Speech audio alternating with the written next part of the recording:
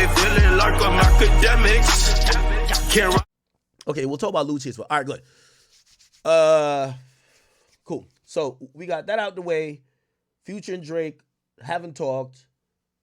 Young Thug is free. So let's get into that. So Young Thug actually came home from jail, I believe Friday. No, or Saturday, actually.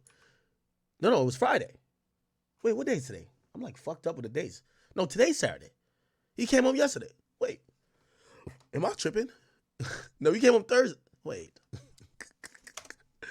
I'm losing track of my dates, y'all. Hold on. Okay, so this is a video of Young Thug being in the backseat, being released from Fulton County Jail. He was in the backseat with his lawyers after being released. And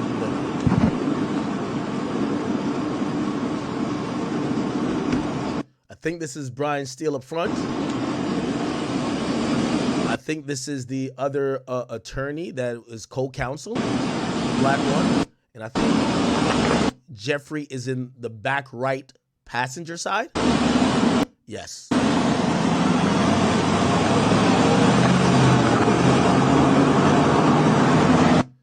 couple SUVs follow him out. Okay. So Young Thug was released. How did we get here? Because it was a really wild ride that day. And I say that respectfully because the case got to a impasse where the prosecutor, in being so tired of amateur prosecutorial conduct, literally said, I am going to consider a mistrial, and even asked the defense attorneys, who wants me to consider a mistrial? And a lot of people raised their hands. Then what happened next was they said, well, we want you to consider a mistrial with prejudice. Let me see if I can find that clip.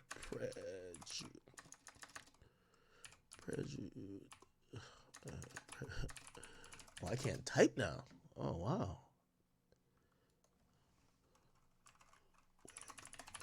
Okay. All right, wait, hold on, Matthews. Before you say we have a stipulation, F, Judge, once you ruled on our mistrial, right, on my motion. So wait, hold on. Let me just go back to the first one. So here we go. Just give me 1 second.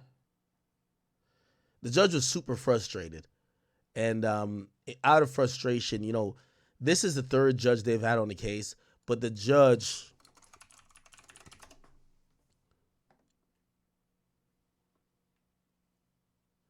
But the judge, is it here?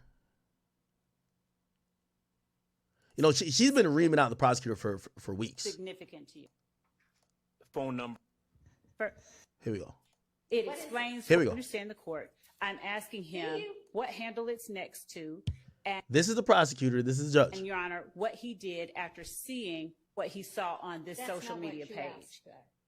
You represented at the bench that none of this, that being the writing on the right side of the picture, which we're all squinting at because it's tiny on the piece of paper. And so I am relying upon you to actually be honest with the court and opposing counsel so that we can deal appropriately with the evidentiary issue.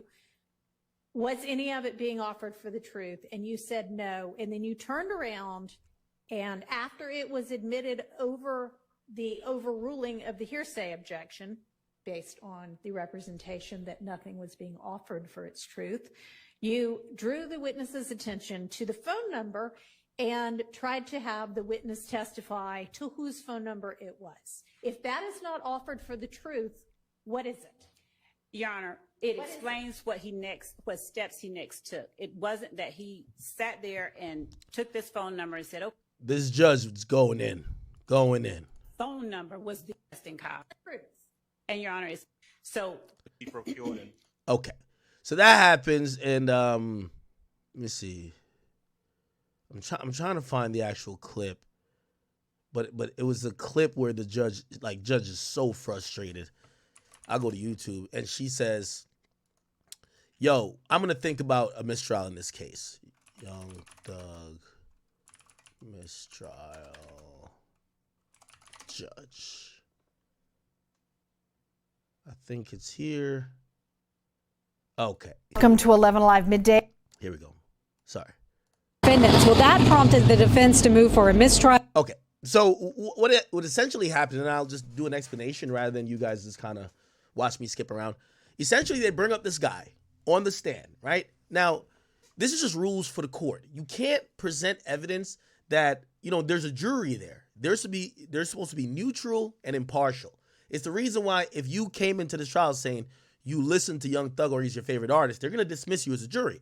Likewise, if you came in jury selection and said, yo, man, I hate that nigga Young Thug, they're going to dismiss you as well. You should have basically about here. Like, you should be like, you're neutral. You don't like this guy too much. You don't dislike him too much. Now, you could know about it, but you shouldn't have any opinion that goes either way. Why? They want your vote for this trial to be solely made up of what you hear through the trial. Now, the prosecutor's been messing up all throughout this, okay? The first judge messed up as well with the ex parte hearing, but also they have been kind of presenting evidence in a really sloppy way. Now, why is this happening? Or why did this happen? Essentially, the prosecutors, not only were they put on the case, or did they take over lead in the case midway because it was the first prosecutor took another job. This is how long it took, right? So the first prosecutor took another job. It was like an upgrade somewhere else. And these two prosecutors, or two lead prosecutors, Miss Love and Miss Hilton, they took over. But they inherited 300 witnesses, right? You remember at one point they were trying to bring up Rich Homie Quan, Wife and Lucci. Even mid-trial, after having 300 witnesses, they brought up my name. They said, yo, well, to help explain it, there's a guy who did YouTube about it. Maybe we could get Akademiks to come in. Remember I did like videos on Young Thug like 2015. So, and the judge was just like, well, why didn't y'all present that y'all would need a blogger to come up here to talk about this? And they're like, yo, we're not going to grant that. This is mid-trial. So essentially, they have so many witnesses. They're in the position of presenting it so sloppily because they don't have a good handle over the evidence. Not only that, they did the worst thing possible. Now, this kind of showcased for me a essential flaw between what is an essential flaw with the state prosecuting a case versus the feds. Let me give you an example. You see all them games YSL Woody went up there and played? Oh, I don't recall, my neck, my back, all that bullshit. If, say, 6ix9ine went up there and did that, he would be doing 4 years. The reason being is that cooperation, right? And when you are signing these deals that are sweetheart deals, by the way, it's meant to elicit the testimony that the state believes you're going to give. Except in federal court, when you snitch, called Queen for a day, you basically do a proffer.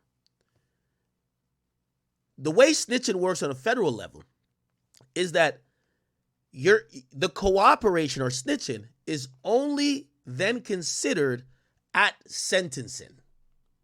Okay? Now, granted, they do use immunity, but they use it way different from the YSL case. Here's how YSL prosecutors fucked up. They gave these guys like blanket immunity. Blanket immunity. Right? With no threat of them going back to jail other than if they lied.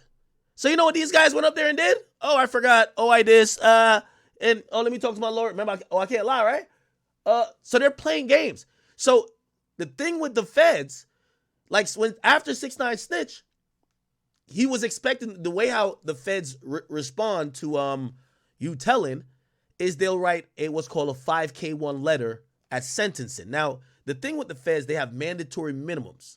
So you catch a RICO, that's 25. The judge could like you, love you, can't sentence you below 25 years. There's mandatory minimums.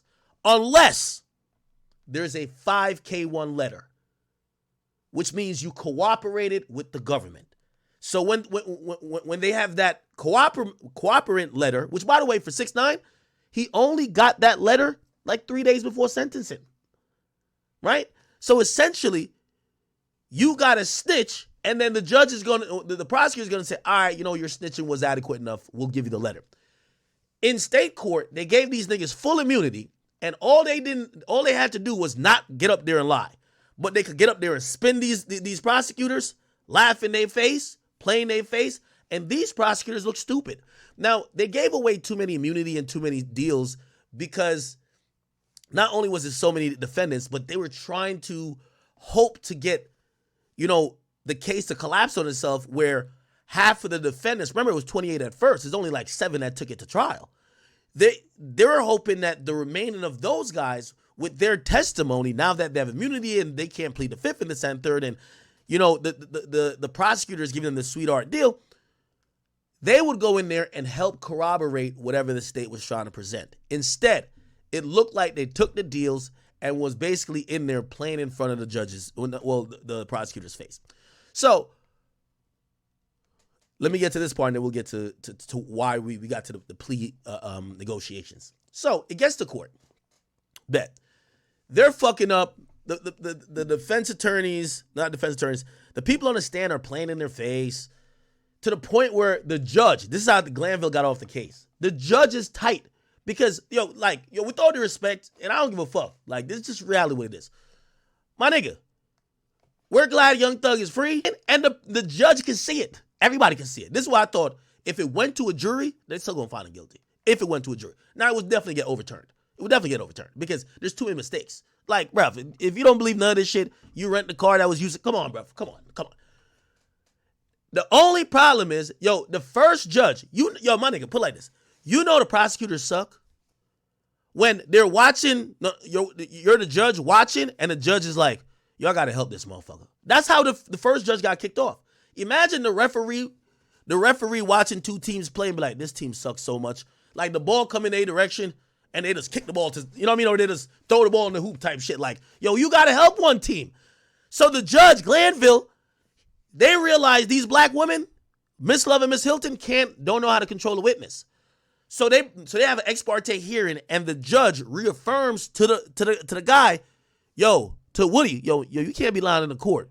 And he started to referee in a way that's what the transcripts prove. Referee in a way in the ex parte hearing to benefit the prosecutors to say, you're facing this, like kind of almost like feels coercive, right? But why is the judge doing that? Because the judge is watching these rookies. Don't know what they're doing. So anyway, that judge get kicked off. The second judge they get kicked off for some conflict because they're bailing for fucking somebody on the case. Then this judge gets on. Now, let me also tell y'all this. Remember when I showed y'all the picture of YSL Woody?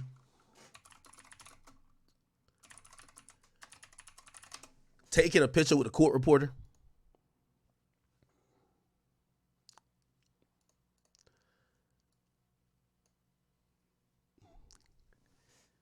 I hope you're starting to get the picture here. Okay? The prosecutors, either they're playing dumb or they are dumb. But even the neutral parties, say the court reporter, the judges, they fuck with YSL. Not Glanville. Glanville didn't. But like Shorty here, and this is Glanville's court reporter too. They fuck with YSL. You get what I'm saying? They on their social media talking about slat, all of that. You feel me? The lawyers, I don't know if y'all seen, like, one of the lawyers who took a plea for the other dude. Look at this shit right here. This shit was crazy. Look. Any message to the rest of the defense attorneys still fighting for their clients in this case? Good luck. That's a lawyer. So, again, I see a lot of people taking this as a universal win, which it is a win for Young Thug to get out. But there's so many elements here you have to consider. Fulton County is a shit show. The court reporters, the judges, some of them, not all, and the people who are working in the court system seem very empathetic to the people who are being accused of the crimes that caused this whole proceeding to happen anyway. The prosecutors don't know what they're doing, and they overcharge. They should have, they tried their best, and this is Fonnie Will's fault, really. They tried their best to get Young Thug on calling the shots for murder for hire. Now, I did get some insider information. Because shout out to I know there's a lot of passionate fans, and I'm speaking as someone who has talked to all sides. Okay?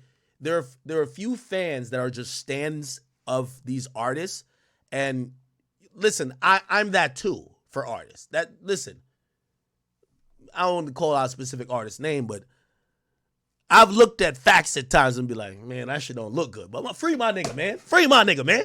It is what it is. So I understand fans thinking like that. But the conversation that's happening out of Fulton County now, through reporters, people in the community, and also people who are in and out of that DA's office, is that, well, could you, after watching this case, longest case in Georgia history, could crime really be prosecuted if the other side got money? Now, let me give you an interesting tidbit. This is some information I got. This prosecutor, Fonnie Willis, picked this up, but there was a time that the feds supposedly was going to pick this up. So the feds, before they filed on Thug, remember they did the raid. And by the way, there's still some gun charges. They had silencers and all that type of shit that was found in and modified guns, I think it was switches, that was found in Young Thug's home. I don't think the feds are going to touch it, though. But the feds were supposed to come in on with this, right? Now, if the feds if the feds would have came in with this, the feds would have did this like Dirk. Because here's the problem of how they try to prosecute Thug. They try to prosecute Thug for all of this ancillary gang shit, but y'all really only wanted him for getting Donovan Nut Thomas killed. That's the reason why y'all wanted to prosecute him. Now, Fulton County been a shit show for a while. Fulton County locked up 2 or 3 other people and tried to prosecute them for the murder before and then dropped the charges because they realized one of the persons had nothing to do with it. So they tried to prosecute the wrong people before, and they've been hearing, oh, Thug, but they couldn't get no proper proof to link him to that murder. That's why you see half of these crimes they talking about is bullshit. Oh yeah, Thug had his man shoot something up. I'm not saying that's true, but it's just like, that's not why y'all have him here. Y'all have him here because y'all think he's the one who got Donovan Nut Thomas killed. But they can't prove it. So the feds looked at it. The feds said, nah. Here's another thing that goes into this whole feds have 97% conviction rate. When the feds pick up something, you're done. Hook, line, and sinker, okay? They coming with snitches, wiretaps. They're coming with the whole shebang. They're not coming to, okay, let's go figure it out now. No, they pick it up, and they usually have the right of, depending on which jurisdiction they're dealing with, Fulton County is going to hand over to the feds. Why? They got way more resources in terms of funding to get everything they need to get this conviction. So the feds looked at this case, and they said no. Now, we don't know why they said no. They could have been like, whatever. Now, granted, if the feds had picked this up, I think it goes different because the feds is not doing, well, YSL Woody did it. You can't do it to the feds, right? Like, YSL Woody be doing 60 years in jail right now because they would have had him up there snitching for 5 weeks. And if he did that, which, by the way, there would be no cameras because it's federal court. But they would have just said, hey, you know what? We don't think that this cooperation was satisfactory, and we're not writing you a 5K1 letter. And then he gets sentenced for whatever crime he was going to be sentenced for. And then the mandatory minimums is going to give him at least 30. So he couldn't do that to the feds. He could do it to the state because the state just gave him some blanket immunity. The reason why I think Thug, even after he beats this, is going to be good, and feds still won't fuck with him, even though I'll tell you the pitfall that I think is going to come later. I'll give you a hint. It's a probation thing. They're reeling. They're mad. They're seething. They're tight. Young Thug done embarrassed the entire goddamn state. So, here's why the feds won't touch it. It's on record, and in all these immunity deals, these guys just there's too many people, even if they had went for another trial, there's too many people with immunity. You done gave out all your immunity. Like, the immunity is like a draw 1 or a draw 4 card. You don't get to take the immunity back and give it again. They already got it. So if you went back, now people could just either go ghost. All right, well, listen, I already got the immunity and I got this deal already. I'm done. Okay. So I know I went on a little bit of a tangent, but this is how we got to this point, right? You can see, this judge is just tired of her, bro, right? Let me see if we can find the actual audio. I don't think Been a mistrial version with the names. Yeah, I don't think I can find it.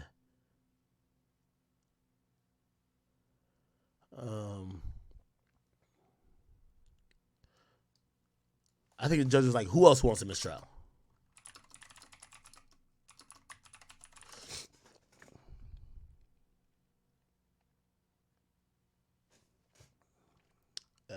I don't know if I can find it.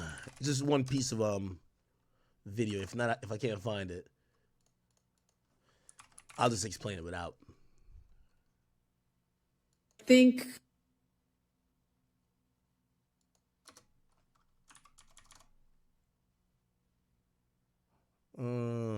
I can't find whatever. Anyway, is this? sure. No, this is way back. Anyway, okay, so here's the point. So, no, okay. So pretty much what happens is that the judge says, "Oh, this is the last mistake." The judge is already tight. Like, yo, y'all bringing up these witnesses. Y'all haven't properly vetted. Every time the witness come up here, like, y'all seem shocked by what they're saying. They're playing in the court's face and in y'all face. They put up evidence. Like, there's mad objections to the evidence. There's like mad attorneys. Everybody, like, Thug got 4 attorneys. That nigga got 2 attorneys. That person got 2. So there's mad lawyers just watching the prosecutor just keep fumbling. Objection, objection. And every 20 seconds, this white judge is like, like, yo, could you get this right? So the last thing they did wrong was they put up a mistrial free qua. I think maybe this will get the clip. Can I get it? Yeah, right here. Didn't read that. I mean, so the jury didn't see. So this is what led to the last time where mistrial was offered. Then we get to the plea agreements, and we'll get to the plea agreements, break that down, then we're going to get to Thug's plea. So just give me some patience, all right? it, but now the jury has heard it. I don't think it is really that, much of a crisis, because there is going to be this stipulation that Quay is not always either of these defendants. So, nor is it obvious to everybody that free whomever is such a quote about who knows, everything these days. And so it doesn't necessarily indicate that whomever Quay spent time in jail or in custody or in prison or anything. I mean, they say it about, Hollywood stars who are in a breakup. Okay, so to kind of explain it, a witness was brought in. They asked him to read an Instagram post. They put the Instagram post up on a monitor. And on the monitor, it had blurred out free Quay, right? Why is that important? Remember I told you you're supposed to have the jury be very neutral to in how they think of someone. Only the evidence presented to show guilt or innocence should use to have their mind changed. Well, it's the reason why when they show up to court during a trial, they're actually given a budget that they could get something nice to wear. You don't come in your prison blues. You don't come in with handcuffs unless you're just wilding, right? Because they don't want to taint the jury's mind to look at somebody in cuffs in a prison outfit to say he probably sitting there in cuffs in a prison outfit because he's guilty already. So they have you come out in a suit, let you do your thing, right?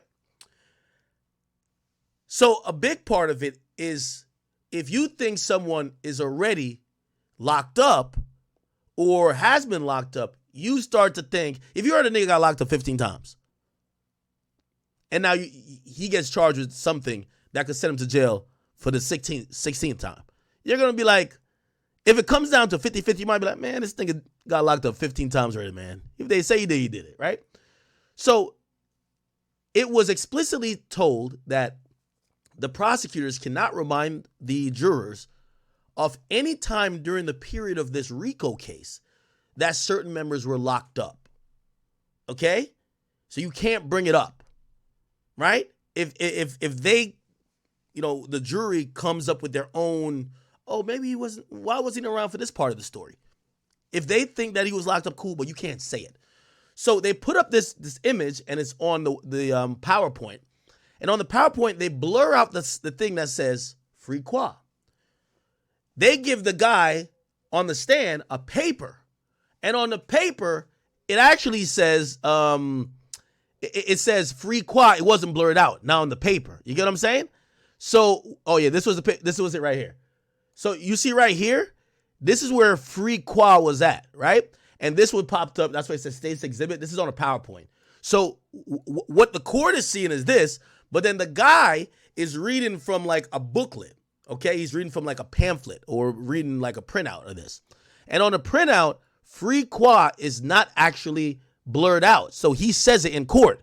So he says, ain't nothing more compatible than a trench, a carbon, while in the trenches. NSLB, NSLB, 2Bs, life, size, free qua, booking riches. And as soon as that happens, the lawyers for the defense squad said, whoa, we want to motion for a mistrial. Like, what the fuck? Like, you're telling you can't tell him that my client was locked up at this point. This happened already again. Okay. And now here's essentially what this turned into is fix your sloppiness. So again, she cussing out the prosecutors like, y'all sloppy, y'all this. Your sloppiness. So that everybody won't have wasted, 10, 12 months of their lives in this trial. Wait, is it Quay? I don't know what the nigga name is, man. What the fuck? Is fix your sloppiness. I'll call him Quay. So that everybody won't have wasted, 10, 12 months of their lives in this trial. Yeah, we can come up with it. Okay, do it now. Damn. You know how odd this is? The prosecutor, you ever went to traffic court? The prosecutor and the judge working hand in hand. They're like gang members. They're like cool. They're like buddy. When you see the judge cussing out a prosecutor like this in open court, this is televised to the world. This just shows you how frustrated they are with amateur goddamn prosecution. Okay? You didn't read it. So the jury didn't see it, but now the jury has heard it. I don't think it is. Yeah, so again, the jury didn't see it, but the jury heard it. Really that, much of a crisis because it's not so obviously the free Quay reference. Oh, it's Quay. Okay. This wasn't even his post, was it? Okay. So that happened, and the judge literally says, you know what? I'm gonna consider if there should be a mistrial. So are you asking, what kind of a mistrial are you asking for? Your Honor, I believe that we were goaded into the mistrial. Okay, well, I do not believe that because if so she turned down. So they all go for a mistrial, right? They all go for mistrial.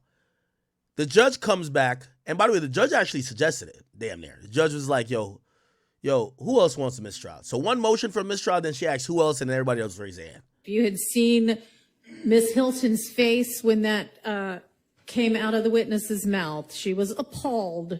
And I do not believe that they are purposefully trying to insert error into this trial to make y'all ask for a mistrial so that they can try this case again. I think it is continued, and I am sorry, y'all have, this gigantic, ginormous universe of evidence that maybe if you narrowed down, you would not be making these kinds of mistakes, but I believe that to be a mistake.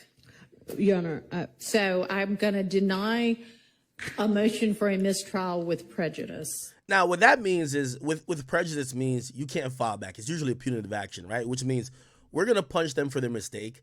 We think they're playing around. They're just unprepared, and it's so egregious at this point. Not only do we feel like it's not fair to the defendant, but you have wasted and costed the defendant so much time of their life, you shouldn't even be allowed to do this again, right? A mistrial without prejudice means they have about like 60 days in most places. Some will say 45 or 90 that the state has to elect to bring it to trial again, and you will go through the whole process again. That one, I don't believe that the facts bear out. Would you like a mistrial without prejudice?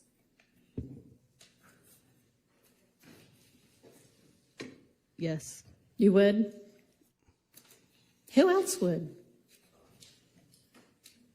That means, of course, that the state would be free to try every one of y'all again.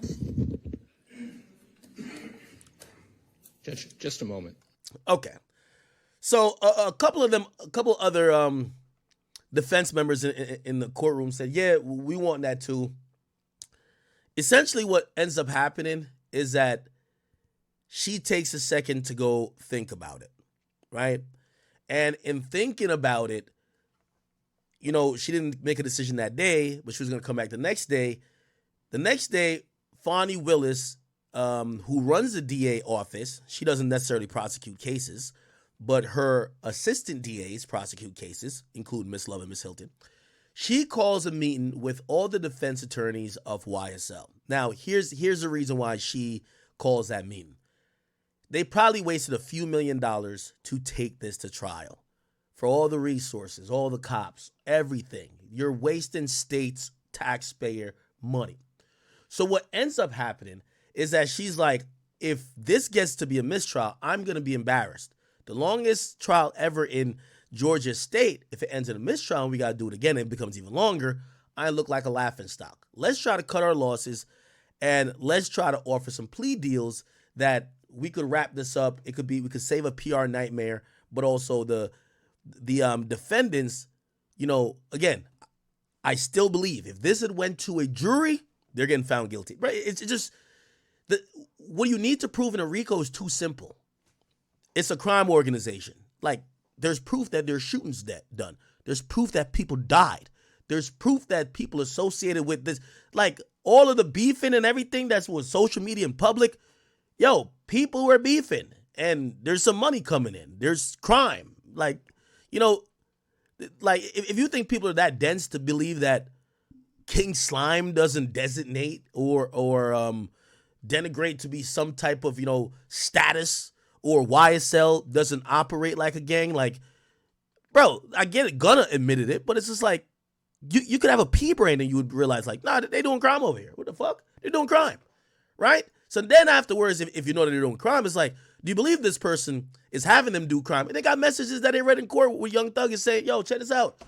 Yo, niggas gotta get sacrificed in the name of this shit. It's kind of like pretty simple, right?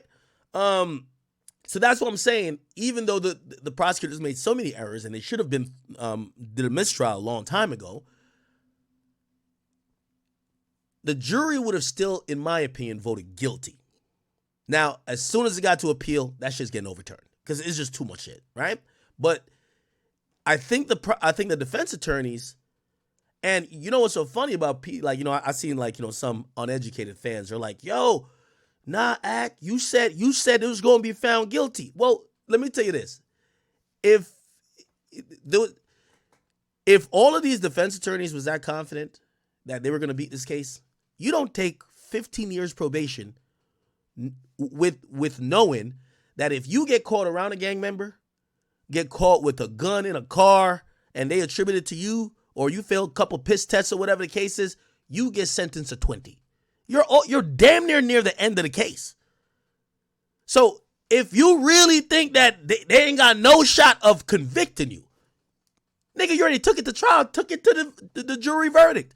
But that's why everybody came back, because they know, like, listen, you can't, the one thing you can't get back, you can bring back the guilty verdict, right? Because as I said, that would be definitely thrown away on appeal. But you can't get back these guys' lives, their time, their freedom. And Young Thug is sitting in a jail cell rather than being out. You know, he's probably racked up, you know, somebody gave me, like, they gave me a price list.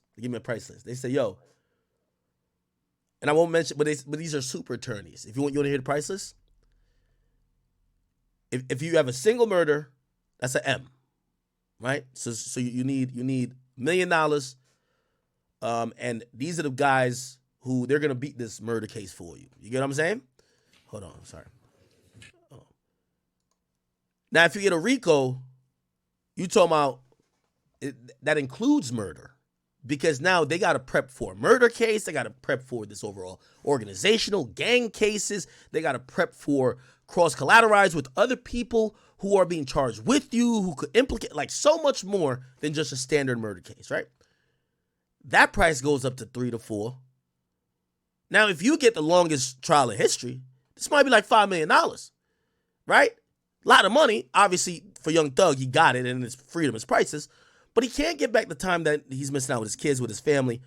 But also, for the money he's spending, he could have been out here working, making it back, right? So, Fonnie Willis brings everybody in for a plea, right? And that's when the pleas start to come down. And one of the first pleas that we saw was, let me see if I could find it. Where's one of the first pleas? One of the first pleas that come down is this one individual. I don't know if it's Quay. It might have been Quay. Was it Quay? Give me a second. It might have been Quay. Give me 1 second. I'm going to find it. Oh, yeah. It was Quay. Okay? So Quay takes a plea. Now, people thought this was being strategic. And I hope you are following. They thought this was being strategic on the state side. Because if the nature of the objection or motion, actually, for motion for mistrial was that they revealed that Quay was incarcerated at the time. Well, if Quay is no longer a part of the case and is no longer a defendant, that argument of, hey, y'all are prejudicing the jury by having them know that one of the guys that's being on trial right now was incarcerated, even though it would still matter because they're associating that Quay has done stuff with these other guys, so it still matters a little bit. But it weakens that argument. Essentially, they had Quay get a plea. Now, I'm going to tell you why Quay took the plea. Quay originally, and I don't know do I have the YSL indictment here? I want to show you what he was initially charged for. Let me see. YSL. Okay, I do got the indictment here. Good. Cool. All right. These are the names here. Let's get to Quay.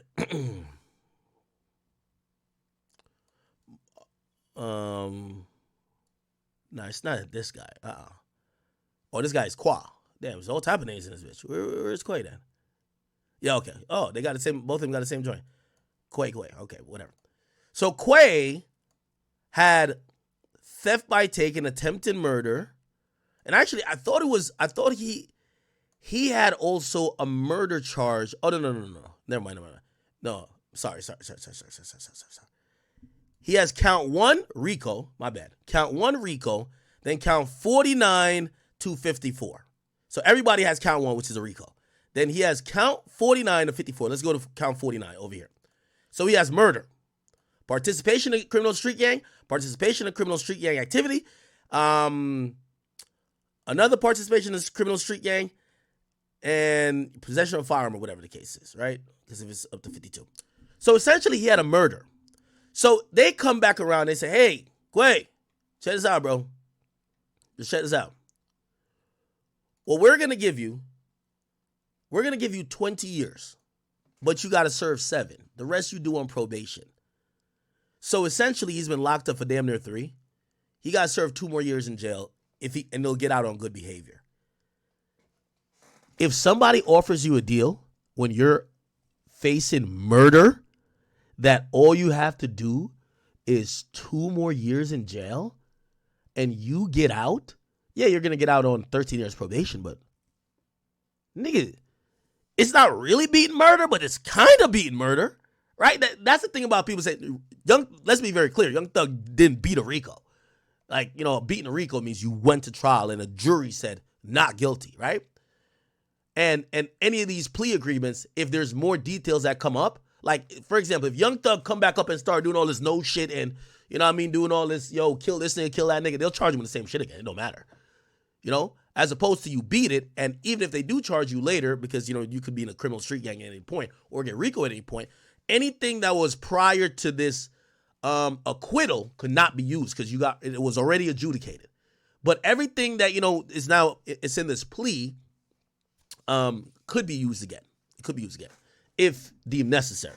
But these prosecutors are tired, man. They got their ass beat by Young Thug. They do not want to do this again. Anyway, so this dude Quay essentially got a murder and is going to spend 2 more years in jail, right? So they already spent like 3 in state jail. You only got to do like 60 to 70%. That would be like 5 years. So you got 2 more years, and he's charged with murder, right? So of course he takes the deal. By the way, if you seen how the plea went down, his lawyer spoke in court, and I played this before, very clearly to say, yo, check this out.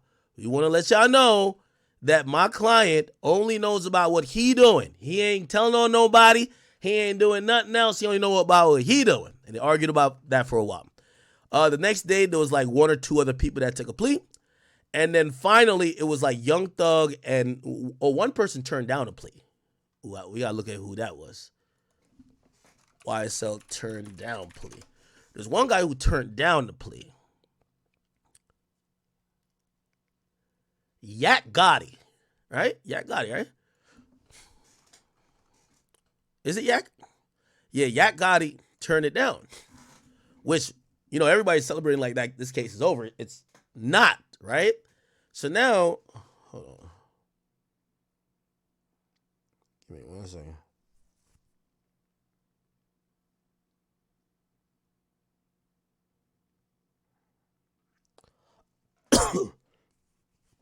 Okay. So Yak Gotti turned down. He turned down the state latest plea offer, and he fully intended to take it to a jury and get a not guilty verdict. Let's see what Yak Gotti is actually charged with, because I don't know why. You know, maybe they come back with another plea since, you know, Young Thug was always the big fish, right? Like they wanted Thug. Oh, he's charged with murder as well. Oh, Yak Gotti charged with murder? Oh, that's why. Oh, wow. Now, I still think he gets a plea, but this whole case is a sham, right? If they really thought these guys were guilty of these murders, they should have charged them separately. But they lumped it all in. They lumped all of this into this case, and essentially, what's going to happen now? Some of these guys are going to avoid a murder trial and just get 2-3 years in jail for killing somebody, allegedly. We don't know if they killed him. But yeah, so Yak Gotti said no, but I still don't think they're not going to keep wasting resources for Yak Gotti. Young Thug already got out of the case. Young Thug's out. So once Young Thug is out, this whole case collapsed. Like, you can't justify spending maybe another $500,000 to convict Yak Gotti. You know what I'm saying? So he had turned it down. This was before Thug. Apparently Thug had turned his down too. So he's been really toe and toe with Young Thug. So Young Thug turned his shit down. He turned it down. Now, Young Thug don't have a murder on his, right? Let me see what Jeffrey Williams had. Jeffrey Williams had 1 in 56 and 56. What the fuck was 56? Yeah, participation in criminal street gang. And 1 obviously is conspiracy to violate the racketeering statute. Right? So he turned it down. And let me see. So 2 other accepted pleas. Quay accepted a plea, and then Rodarius Ryan, he accepted the plea, and he was charged with, or he was sentenced to, I think this is Slime Life Shorty, isn't it? Yeah, I don't know what his sentence is. Anyway, all right, we dwindled down, and now we are here. So Young Thug turns down, and, you know, let's see. Young Thug turned down. Okay. So Young Thug, which, you know, I got to give it to Brian Steele. Brian Steele is a fucking amazing attorney. They're negotiating for days. Young Thug knows they want him the most. But how the case is going, they've exhausted these prosecutors and also the judges so fed up with it. They don't got no murder on Young Thug. Also, they're using the leverage to say, yo, y'all charge this other nigga with murder and agreed to give him 7 years in prison? Nigga, I ain't, even though y'all saying that I got Nut killed, pause. My nigga, y'all didn't charge me with Nut's murder. Y'all didn't do a murder for hire situation. Y'all are just kind of lightweight alleging it through the RICO Act. So he said, if you gave this guy 7 years for murder, I want to go home today. Now, the prosecutors in negotiation even agreed. And it's even said that young Thug was offered, you know what he was offered? 15 years probation, but he goes home that day. Now, there were stipulations.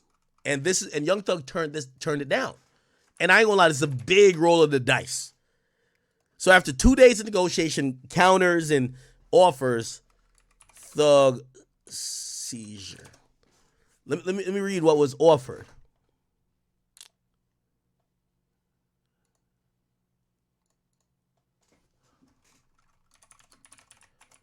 They wanted a seizure of Young Thug's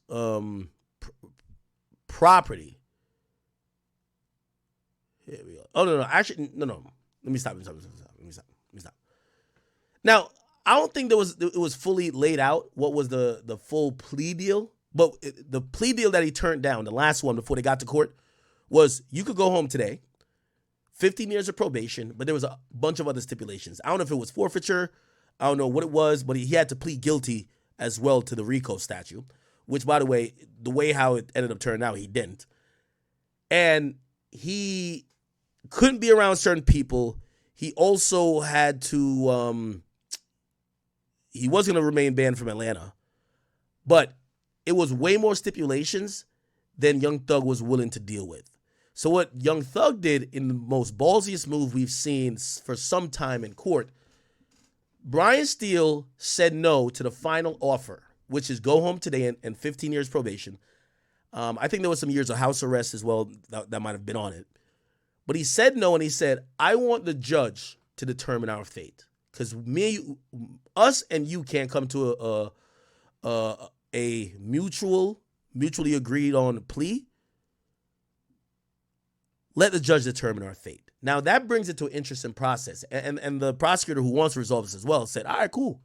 So it goes into what's called a non-negotiated plea deal, which basically means the judge is almost going to act as the independent arbiter and give out this plea this plea of a sentence after he pleads to whatever he's going to plead to. So, obviously he'd be guilty to whatever it was, even though still Brian Steele was able to have him do what's called nolo contendere, which is like it's no contest, right? So you plead no contest, which is very important because I'm going to keep it a being with you. After cases like this, niggas would sue this guy, Young Thug, left and right. Yo, you shot my cousin in his leg. You shot this guy in the leg. And then you pled guilty for funding all these crimes. We're taking you to civil court and we want $1 million. We want 50,000. We want this. You had everybody shot in the hood, my nigga. You pled guilty to it, whether you were just trying to get out of jail or not. That's how it works. In civil court, usually when you're found guilty of the crimes, in criminal court, civil court that requires less of it doesn't use a reasonable doubt standard. Usually they say, all right, if you're guilty over there, you're guilty here too, right? So it's been a nightmare for Young Thug criminally. His lawyer carved it out where he basically pleads no contest to the biggest charges. He pleads guilty to, I think he pleads guilty to participating. I think he pled guilty to 56. What's 56? 56 is, sorry,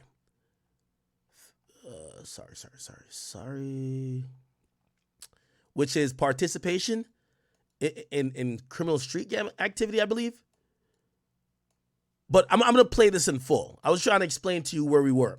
So Young Thug turns down, go home today. Says, let the judge decide. Which, by the way, for all y'all Young Thug fans, I've seen some of y'all, like, you know what I mean? Listen, if you're a faceless Young Thug account, I'm not going back and forth with you. Like, you're a fan. I'm sorry. Like, we don't even know who you are, right? Like, you're not Jeffrey. Just let you know that, okay? And this includes, like, Thugger Daily. I think he thought, like, me and him was like, brother, nobody knows who you are, okay? Your name is Thugger Daily. Relax. And if you're that bold, put a face on it. Put a face and actually have an account. You know what I mean? Because at this point, you're just the fan page of Young Thug, which I get it. That's your guy.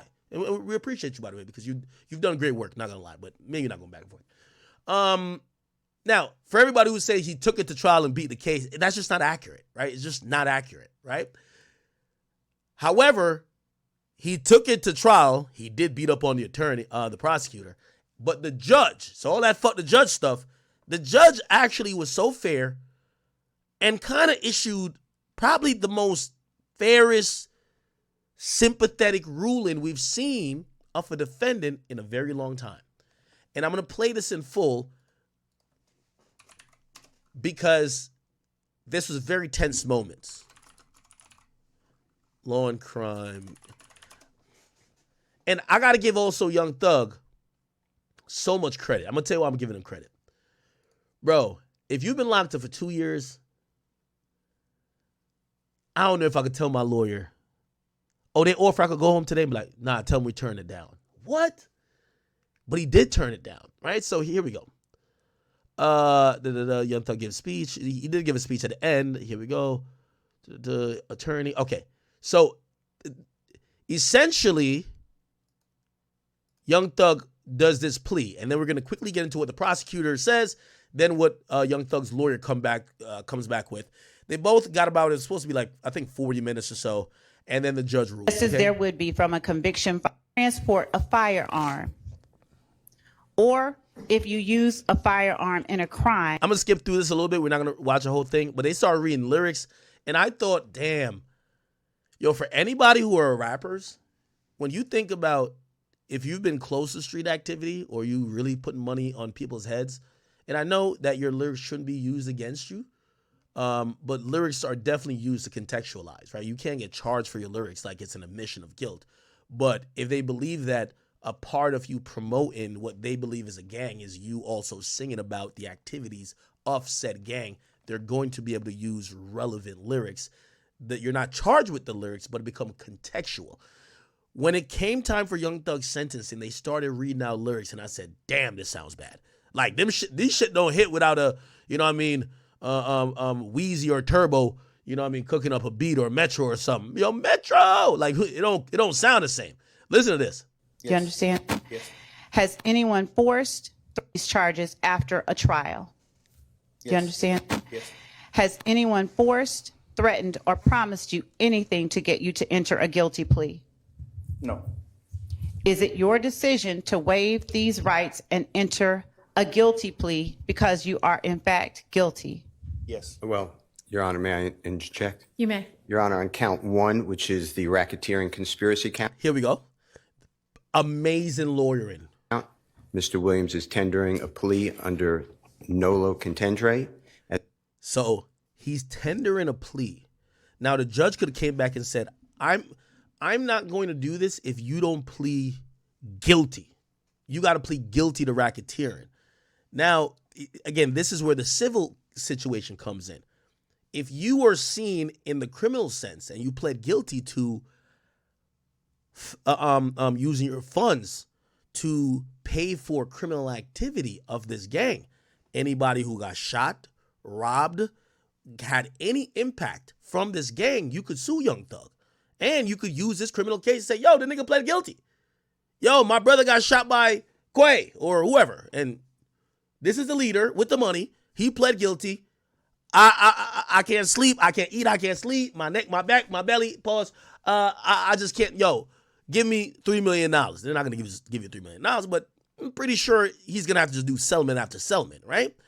However, his lawyer steps in and says, hey, judge, we want to tender this nolo contendere plea, and we're hoping you take it.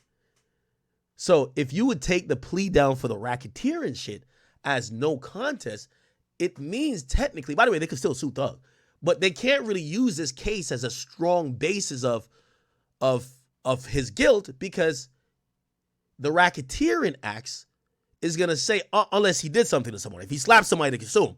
But the racketeering acts, they had him as the person who paid and ordered, right? So he says no contest, which means it doesn't say guilty or guilty, right? Which, again, just doesn't help civil cases to come. As to count 56, which is participation in a criminal street gang activity as being a leader or a supervisor or organizer, Mr. Williams is also tendering a plea to this honorable court under nolo contendere, the balance of the counts, so he is tendering a guilty plea. Your Honor. Yes, ma'am.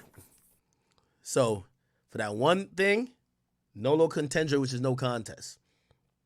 If you've been even municipal court, at times if you get a lawyer because they know certain convictions or you getting adjudicated as guilty will make you not, like, say if it's sometimes it's for drunk driving or whatever the case is.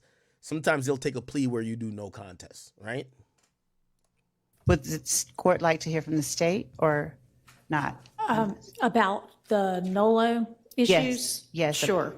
Your Honor, the state asked that the court not accept a NOLO plea and require either a guilty plea or a not guilty plea as to these charges. All right. I'm going to permit a NOLO plea as to counts 1 and 56. All right. Yo, you can ether. So for counts 1 and 56, so both of them, the judge permitted. By the way, because you know why also the judge is saying fuck you to this lawyer? You had over a year that you could have gave this nigga a plea. You didn't. Then we stopped court for like 4 days and y'all went back and forth and you could have figured it out there. Now y'all coming in court and now you want me to be on your side after you've been fucking him this whole trial? No, we're taking a nolo contendere plea, okay? Mr. Williams. Yo, you see that stare down? Ether. Look, ether. She rambling through paper like, oh shit. Look, that stare down? That stare down right here? Mr. Williams.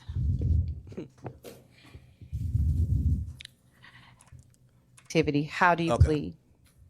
I plead guilty. In criminal street gang activity, how do you plead? I plead guilty.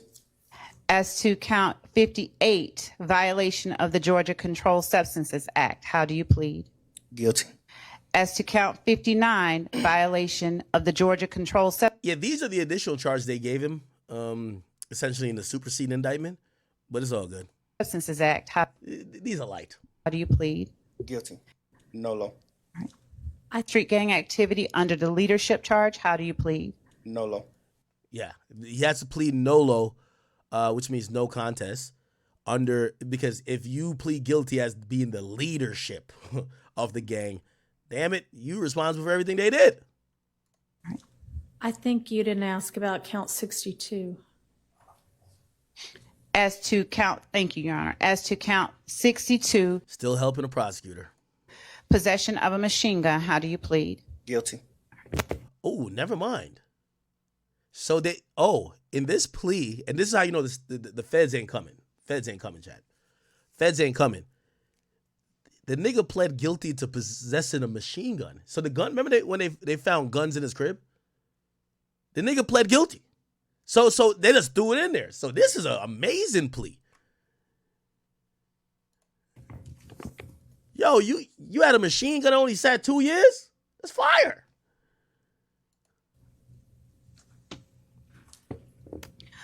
Are you pleading guilty to the offenses you have indicated because you are in fact guilty of these charges?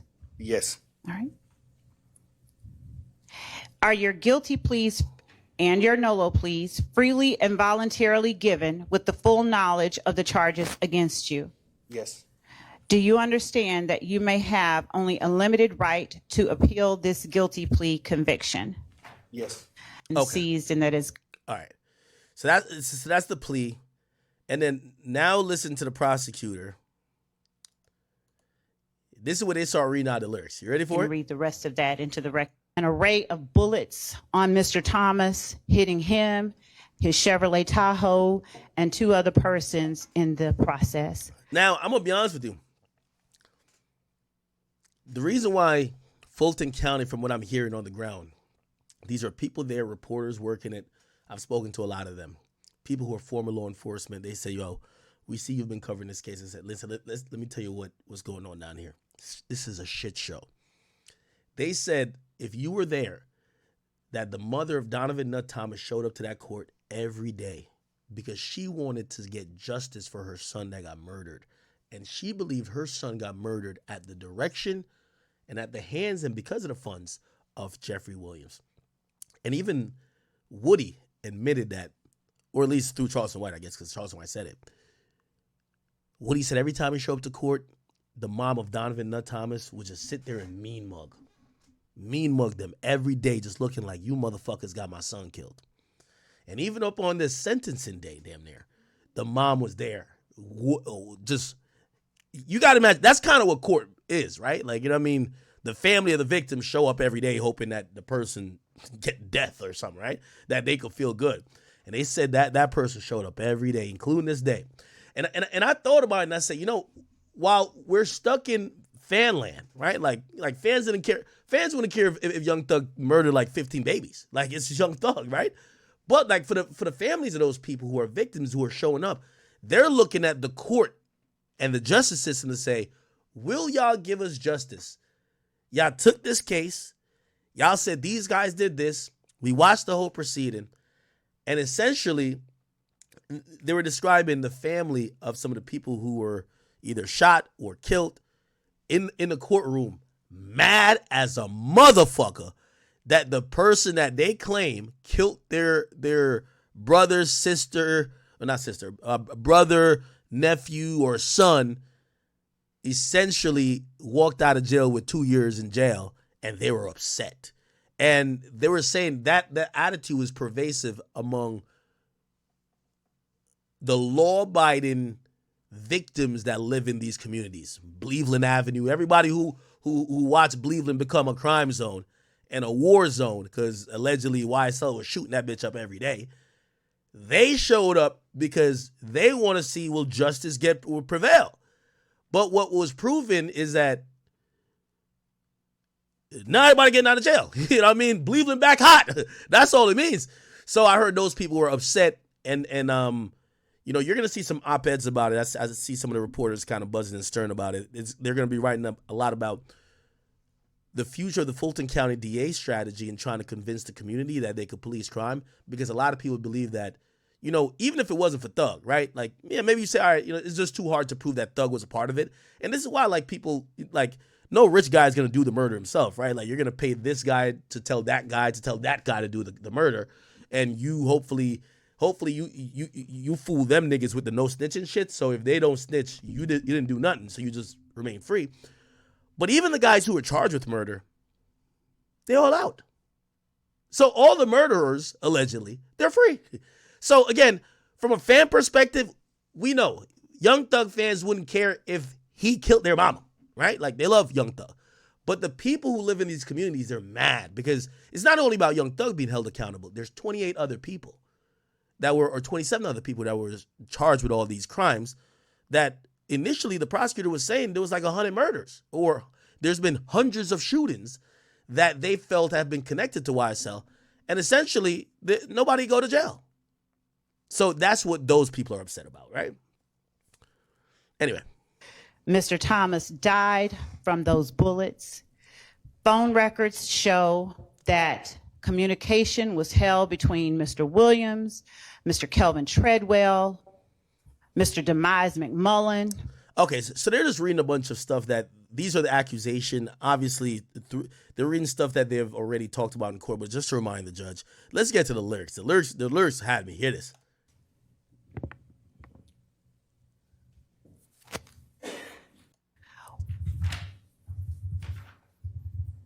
Accomplice with the performance location of... Hold on. I just want to get to the lyrics.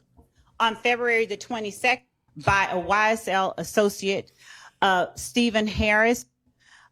He was arrested at his home and a search warrant was issued between number. Mr. Williams responded, slat. Slat! After Mr. Williams stole a star ring from one of the victims in the indictment, he asked Mr. Williams. Yo, Young Thug was keeping it chill. He's like, stole? Nigga, I ain't steal shit. Yo, Young Thug looked up like, nigga, I ain't no goddamn thief. Look. Star ring from one of the victims in the indictment. After Mr. Williams stole a star ring from one of the victims in the indictment, he asked Mr. Williams, do you have a star ring? Mr. Williams said yes. Mr. Huey said, Slat, you can't cash at me $500 so I can make a payment to my lawyer. Mr. Williams responded, Slat. Mr. Huey sent him his phone number. As this closing a sentence, we would ask that Ms. Shawana Edmonds, who is the mother of Mr. Thomas, be allowed an opportunity to make an impact statement. And that. See, so they wanted the mom of Donovan Thomas to talk. Who is the mother of Mr. Thomas, be allowed an opportunity to make an impact statement. And that is all that we have, unless the court has questions. Okay. Well, What the lyrics say? Defendant Williams released a video on YouTube of a song wherein he states, I shot at his mommy. Now he no longer mentions me. Gangster. Yo, apologies for all the moms that got shot at, man. I'm sorry. Act like you want war and they gonna smoke you like a blunt. In a backwood.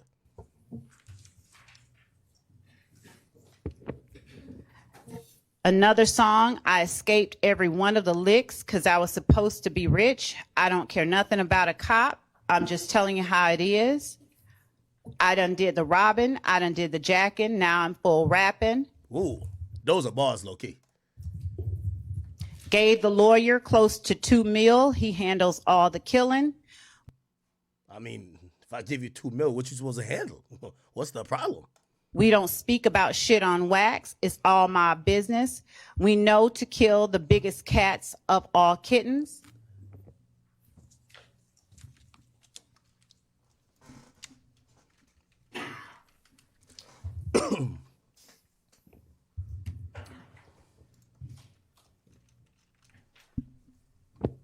In another song, I was on Cleveland, stuck like a magnet. Bitch ass N-word. Pay for that casket. That's just if we whack them. Oh, shit. Shout out to Cleveland, man. In yet another song, Defendant Williams raps, red just like Elmo, but I never fucking giggle. YSL won't fold. Pick his ass off from the balcony. Wipe an end's nose. I'm going to F for the cash, then she getting robbed by Tick, a reference to Trontavious Stevens. All I ever wanted was the money. Put your hands in the air if you dare. F and N, put him in a wheelchair.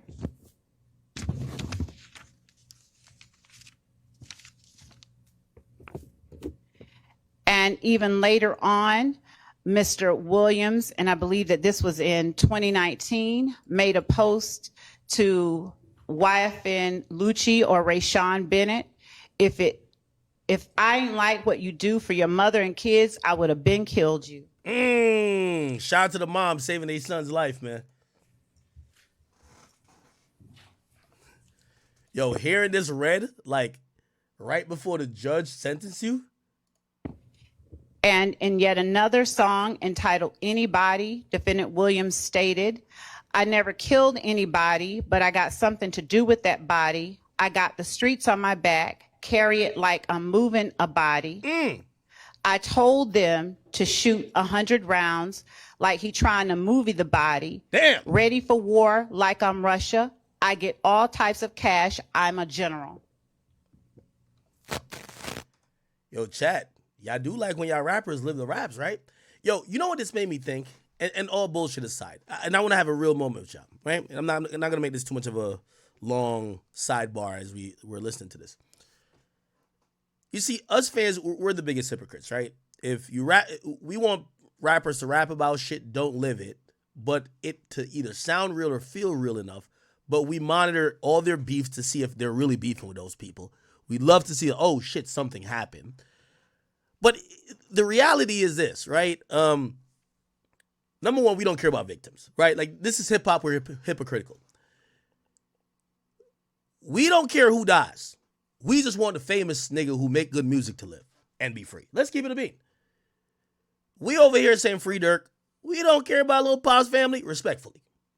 I'm not saying actually don't. We just said fans don't think about Lil Pop's family and maybe they want justice, right? You're like, yo, we didn't know who Lil Tim was, but we like, yo, damn, why could anybody else die but King Von?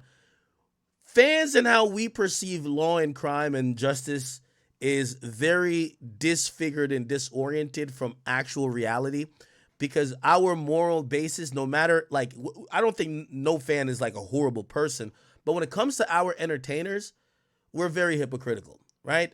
These songs, like, first of all, I ain't gonna lie to you, Dirk's music went up by, like, right now it's at, like, I think 60 or 70% it's been up since his murder, right?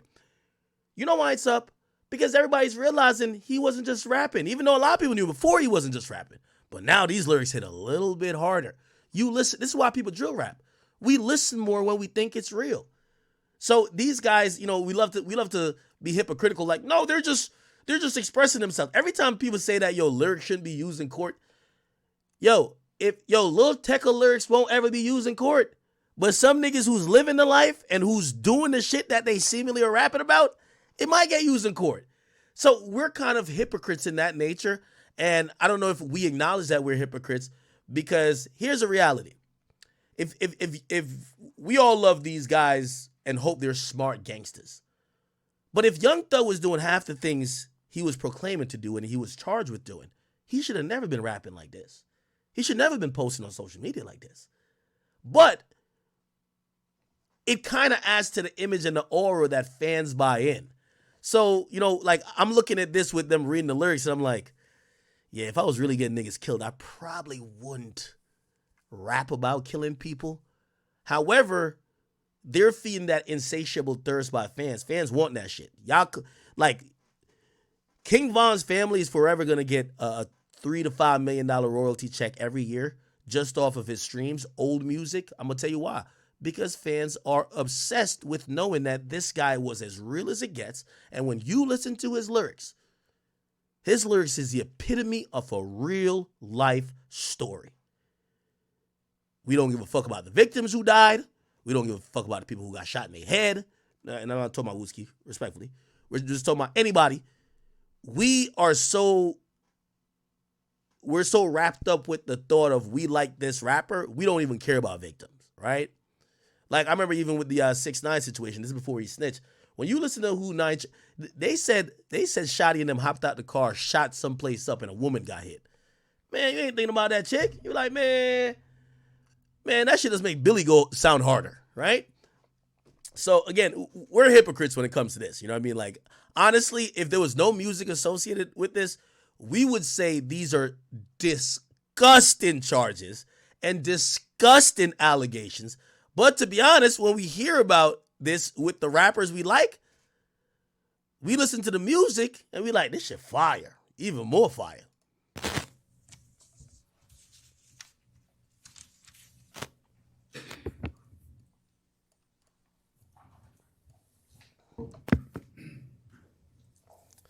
Somebody said, who's we? All of y'all, man. Put it like this, man.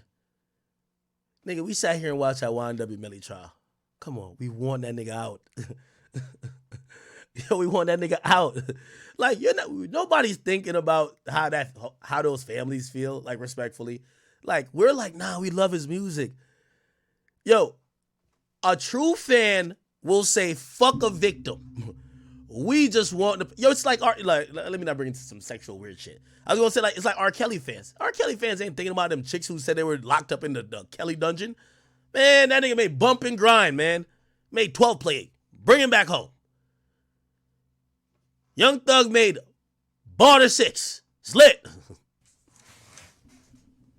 Somebody says, not we, you. No, that's not true. Because everybody who's proclaiming free Thug or is happy that Thug, there's not one person who's saying, damn, this is not true. And this is why I think that's why Charleston White has a lane. Not one person is saying, damn, well, what about justice for the people who got shot on Cleveland Avenue? There's several murders charged in this indictment. Nobody's doing life. Nobody's actually getting any real punishment. Nobody's actually saying, what about justice for them? You know what everybody's saying?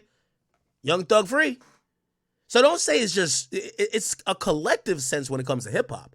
You don't see nobody saying, hey, I hope people are held accountable. Like, think about Dirk's situation. Nobody's saying, I hope, if nobody's cutting it down the line and say, if Dirk did that shit, man, keep that nigga.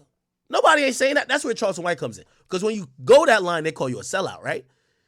They do call you a sellout, right? Like, no one, when talking about this case, we're talking about Jeffrey Williams' freedom. Nobody's talking about, damn, if any of these niggas actually did kill Donovan Nutt Thomas, them niggas deserve to get the chair. Nobody's saying that. Who's saying that?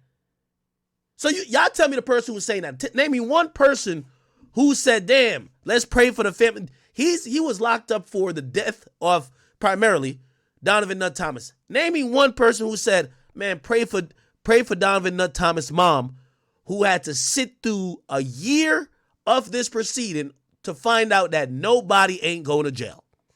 Nobody ain't saying that. So don't say act is just you, because you don't have no empathy for victims when there's a famous rapper or a famous celebrity accused. You get what I'm saying? Like we got to stop the selective. No, we all on the same page, right? And those people usually go away and they become unknown and unnamed, and they go and they deal with their grief and do it the way they do it. And maybe they come up with some money with a civil suit or something like that. But by and large, what ends up happening is that not one person. Listen, when niggas are saying free Thug, like, play this. Is any of y'all saying free? Are y'all saying free Dirk because y'all like, man, Dirk can't do that shit? Or are you saying, man, fuck that, free Dirk? I don't care what y'all niggas saying. Because nobody's actually like really splitting hairs saying, nah, free Dirk, I think he ain't do it. But if he did do it, man, keep that nigga. Nobody ain't saying that. Everybody's just saying bring that nigga home, regardless if he did it or not. Let's just be clear. Like, us rap fans, like, we don't got no morality in music. I don't think rap fans are immoral. We don't have fandom and morality don't go together. By the way, fandom is something that is usually of the devil. You know, it's if you go back to, not to get all biblical with you, but it's a reason why, you know, if you look back in biblical times, when people used to create false idols and used to, you know, have these false prophets or false things that they would worship other than God, that's why they said God is a jealous God. What do you think being a super fan of a celebrity is? It's like the same thing. It's like you've created a deity, a guy who could do no wrong, that we're all celebrating and praising. So the shit kind of happens. That's what I'm trying to say. Fandom and morality don't go together.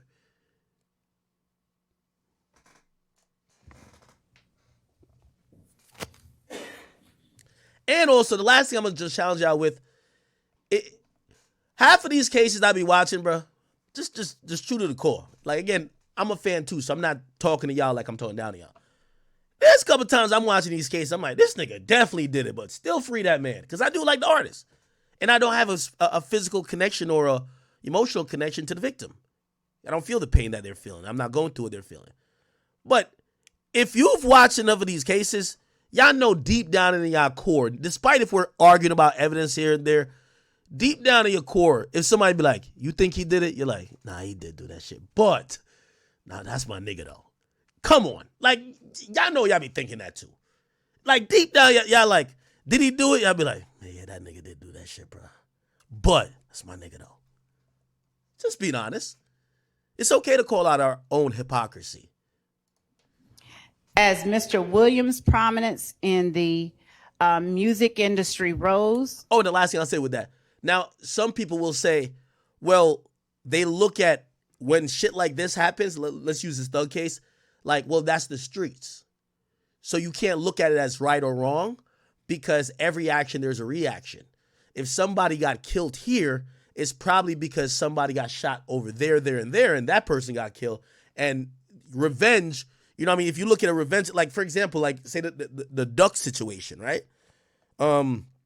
If you just look at that one singular incident, it says, damn, these guys from O Block are just murderers like scums. They're just thugs. But then if you look at it in the fact of most of these killings are just not random. They're retaliatory, ongoing beef, this, that, and then someone dies. And when that's not the only death there. One guy died here, another guy died here on the other side. And it's been, when you look at it like that, that's when some people say, well, if it's like that, I don't have too much of a stake in trying to promote that anybody goes to jail because street justice is taking care of it, right? And me, usually, I don't really give two fucks. Obviously, I love the artist. The only thing that, you know, when it becomes sad is when the parents show up. Now, obviously, Mama Duck in the O Block shit is a little bit different. Like, Mama Duck looked like she was with the shits too, right? But then when you see like the civilian moms show up, like, yo, y'all killed my son, or say somebody got shot, you know, they just are a bystander and they got killed. Now it looks real fucked up. Anyway. His ascension within or in leadership in the gang YSL became more apparent as he rapped and talked about the crimes that YSL. Here we go. There's then a series of calls between Dora Greer and Treadwell, and then Treadwell calls Demise McMullen or Nard. Now, remember when I told you back in the day, I said, yo, Birdman got out of Atlanta and stopped that rich gang shit at the perfect time. He was so smart. You're going to hear them start making allegations with Birdman in this. Some of them that weren't charged, but some of them that were going to be fodder for the evidence that kind of loop in Jimmy Winfrey Roscoe, and Thug. Hear this. All of those calls happened within 15 minutes of the 911 call. And as I have stated before, the calls happen. And then there's then a series of calls. And then immediately after that call, Mr. Williams calls his sister Dora Greer and then calls Kelvin Treadwell. There's then a series of itself. Here we go. The conflict between YSL and members of If Gang continued. Black and red Mercedes-Benz G-Wagon. And do for your mother and kids, I would have been killed you. 2020 in Lucci. Williams responded, slat. Handle that. I got you. FASHO. I've been out the way and appreciate you for everything, my brother. Never about money with me. I'm built on loyalty. Mr. Williams responded, slat. Handle that. I got you. Through text messages and on a separate occasion, Mr. Huey said and conveyed to Mr. Williams that he would sit down for any one of them. And I believe that to be a reference of going to jail. Back and forth shootings back in 2015. On February 9th, 2022, Rashawn Bennett was stabbed by Jaden Myrick at the Fulton County Jail. And after that stabbing, Mr. Myrick reached out multiple times to Mr. Adams for some type of compensation for the stabbing. Mr. Adams reached out to Mr. Garlington about the payment. 2022, here we go. A shooting by a YSL associate, Stephen Harris in YFN territory occurred. That's picturing him, Mr. Shamel Drinks, and Mr. Jasper Walters. Mr. Garlington and also found was the machine gun with which the defendant has been charged in this indictment. This was subsequently arrested along with other YSL members. A lawyer was going to go and talk to another YSL associate, asking Mr. Williams to send him some money to pay his lawyer off. Mr. Williams assured him through his responses, slat, that he would take care of them. In May 2019, he got away with robberies. And what happened? A flyer to Marquavius Hewitt. I've been out the way. Mr. Bennett. I'm trying to find the part where they talk about Birdman a few. 11th through March 14th, there were a number of social media posts going back and forth between members of YSL and YFN. Later, within this indictment, has been shown throughout the course of this trial. Asked Mr. Williams, do you have a star ring? Closing a sentence. I'm going to F for the cash. Then she getting robbed by Mr. Rashawn Bennett's home. Shootings at Mr. Darren Mills' mother's home. And I said Mr. Rashawn Bennett's mother's home. Shootings unrelated to the... Yo, one thing I got to say about Young Thug and his homies, you diss him, your mama house getting shot up. Jesus Christ. Conflict with members of If Gang, of a Lil Wayne tour bus. Okay, here we go. That shooting followed the confronting by Atlanta Police Department of members of YSL that drove to the compound where Lil Wayne was making an appearance, and who drove there with the intent to disrupt and cause harm and to shoot up Lil Wayne's tour bus. Lil Wayne was another artist with whom Mr. Williams was having conflict, according to the testimony that had been presented. Mr. Williams had come out at that time with a mixtape that carried the name of an album that Mr. Carter was set to release and was not able to because his label would not allow that to happen. That caused a contractual or the threat of a lawsuit. It caused Mr. Williams angst. He posted about it. He said derogatory things about the persons who were threatening him with the lawsuit. And as a result, he had to rename his mixtape to something different than what he initially intended. The person who ultimately was convicted of shooting that tour bus up, Jimmy Winfrey, is a person that I believe that recordings have come in regarding jail phone calls, rather, from Mr. Winfrey and members of YSL regarding communication about getting a lawyer. Following the shootings that occurred in 2015, music, social media postings, indicted co-conspirators. Okay, anyway. So that's pretty much, they try to bring up everything in the goddamn book, try to kind of contextualize what Young Thug has been doing, his lyrics. They're tying him to, yo, this guy's serious. They're basically saying these lyrics are no joke. When he's gotten into these quote-unquote issues back and forth with members of, music or other gangs, people get shot at. People's moms' houses got shot at. There's people who died. This isn't some shit where it's just Twitter beefing. Bullets are getting fired at buses, moms' houses, and there's people dead. Okay? And essentially, Young Thug's lawyer went to bat to try to defend him against all of those things with his own rebuttal. Right, Mr. Steele or Mr. Adams, does the defense want to put anything on the record? Obviously, you need to make a recommendation. Yes, Your Honor. Go ahead. Many of the statements made by the prosecutor, we vehemently disagree with. The prosecutor misstated many pieces of evidence and then took liberty that is the state's theory. Mr. Williams has tendered a nolo contendere plea to the RICO conspiracy count. And in that count, there are several overt acts. And the first one, Your Honor, deals with a traffic stop.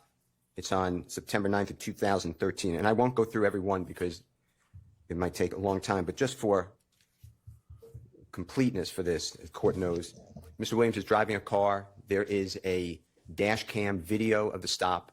The officer who testified at the trial 11 years later, the case was a gun was found under the passenger seat.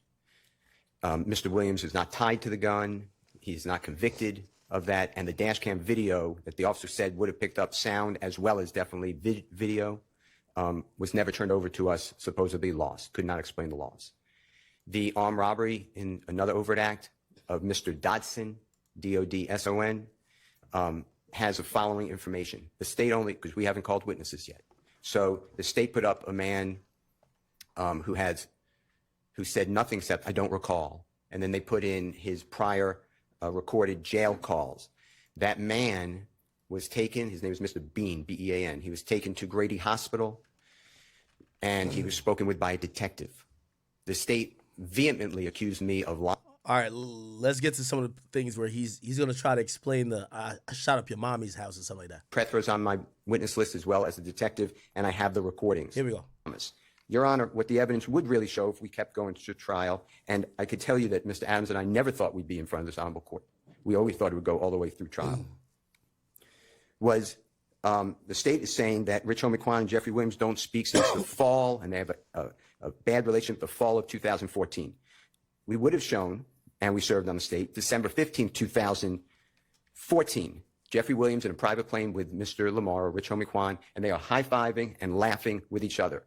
That is on audio video. There's a man who the state hasn't called yet, Mr. Martinez Arnold, also known as Duke. It's on the state's witness list. He's represented by the Honorable Ashley Merchant. He's on that plane as well. He would have identified the item, and he would have testified that Mr. Williams and Mr. Lamar were very close in December 2014.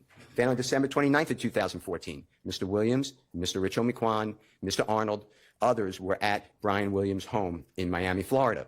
There was a posting by Mr. Lamar, Rich Homie-Quan, and a picture of Mr. Arnold and Mr. Lamar, and they said, Mr. Lamar says, "This is my number one man, Duke," or something to that effect. We would have put that into evidence. In addition to that, Your Honor, on December 8th, 2 days before Mr. Thomas, God forbid, was killed, Mr. Williams is with Mr. Thomas, as well as Mr. Sledge and Brian Williams in Brian Williams' tour bus outside of a fabulous entertainer, artist, Mr. Clifford Harris, T.I.'s studio. And at that time, they were very close. But you also have the detective with the gang unit, Detective Underwood. I asked her within the last 2 weeks or 3 weeks, did you do any, and she was on the gang unit the entire time, including today. And I asked her, do you have any evidence about Mr. Williams and Mr. Thomas being close friends? And she said, yes, of course I knew that. I said, how about in January of 2015, close to time of Mr. Thomas's death? She said, yes, they were close friends. Mr. Michael Sprinkle, he's a deputy district attorney in the Fulton County DA's office. He has a recording with Mr. Treadwell. You've heard the name O.G. Bentley. And in that, they're going through the evidence. And Mr. Treadwell is important because he has a child, too, actually, with Mr. Thomas's sister. He's family. And Mr. Sprinkle states this is 2018. This is after the rental car. This is after all of the interviews of Mr. Copeland. This is after the interviews of Mr. Zachary.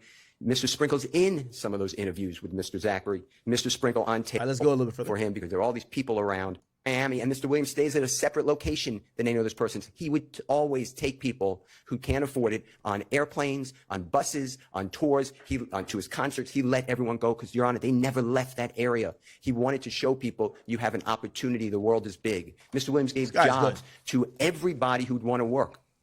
He'd give them jobs and security, and I'm not insulting them. They really weren't their jobs, but they were being mentored, but they were given titles and tried to give them respect and opportunity. But if they did not wish to work, Mr. Williams would not allow them to work with them.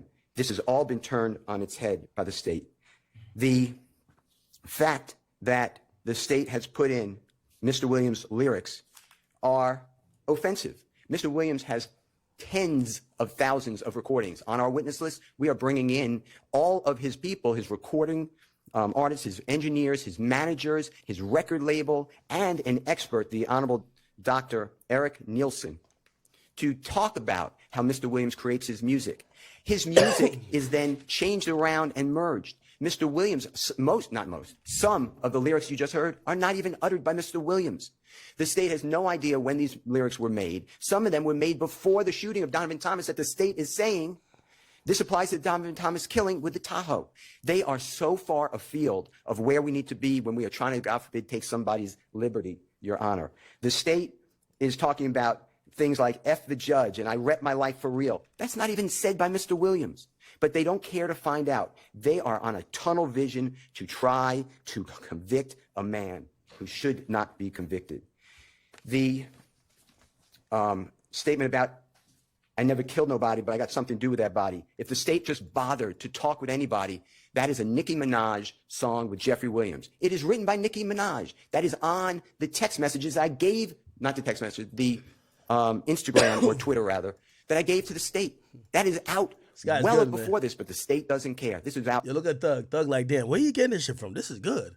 In 2015 or 16 or 17 or 18, I can't remember, I think 18, where Mr. Williams was asked who wrote Anybody, and his response is Anybody was written by Nicki Minaj, and it was. But it was really written and sung. It's a takeoff of a song by Tupac.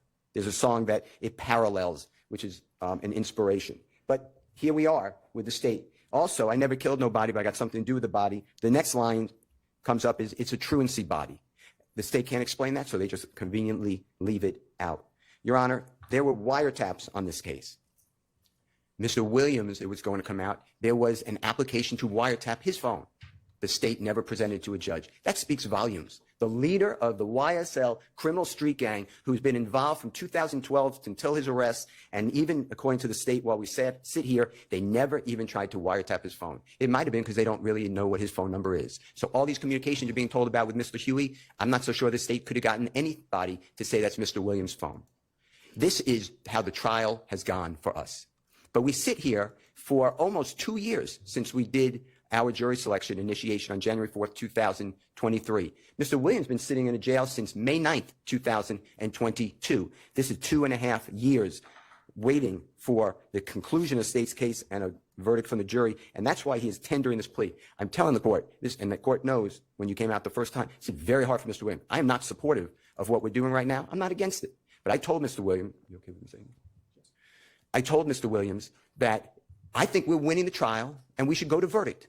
But he told me I can't wait another 3 months if there is any possibility I could go home because I have children that are hurting. Damn. I have things to do, and he has some medical issues that he would like to tend to. He eats out of a bag, Your Honor. That nigga got a full balls. He needs draining. Mariah the scientist, where you at, shorty? He eats processed food only. He gained 75 pounds during trial. He's lost it since. But it is hard. You know, for me, it's only 3 more months. It's enjoyable, actually. I enjoy coming. It's not that enjoyable for Mr. Williams. He told me he wakes up every day, and it's another day in HE blank blank. Your Honor, the state is talking about, in this case, they put in social media. This honorable court was not here. Okay, they're going to try to explain the beef with him and wife and Lucia when he says, if I ain't like what you do for your family, I would kill your mother. No, I would kill you, nigga. But the state put in... Let me grab a soda. That Mr. Williams, in the indictment, Mr. Williams put out a call for murder. He put $24 million murder for hire on a person's head. That is a lot of money, and that is awful.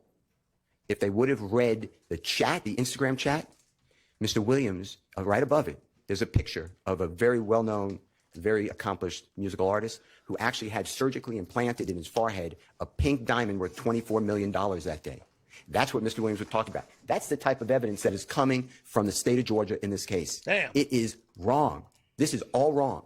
And I know we're pleading guilty, and I know we're pleading nolo, and I know we're asking this honorable court for a certain sentence, and we'll get to it with the court's permission. But this is the type of evidence that there is. But it is holding this man hostage. And that's not really what we're supposed to do, district attorney time, in the state of Georgia or anywhere. The state then, because I opened on that, then they never bothered to put in all of the chats. Why did it take me to read the chats?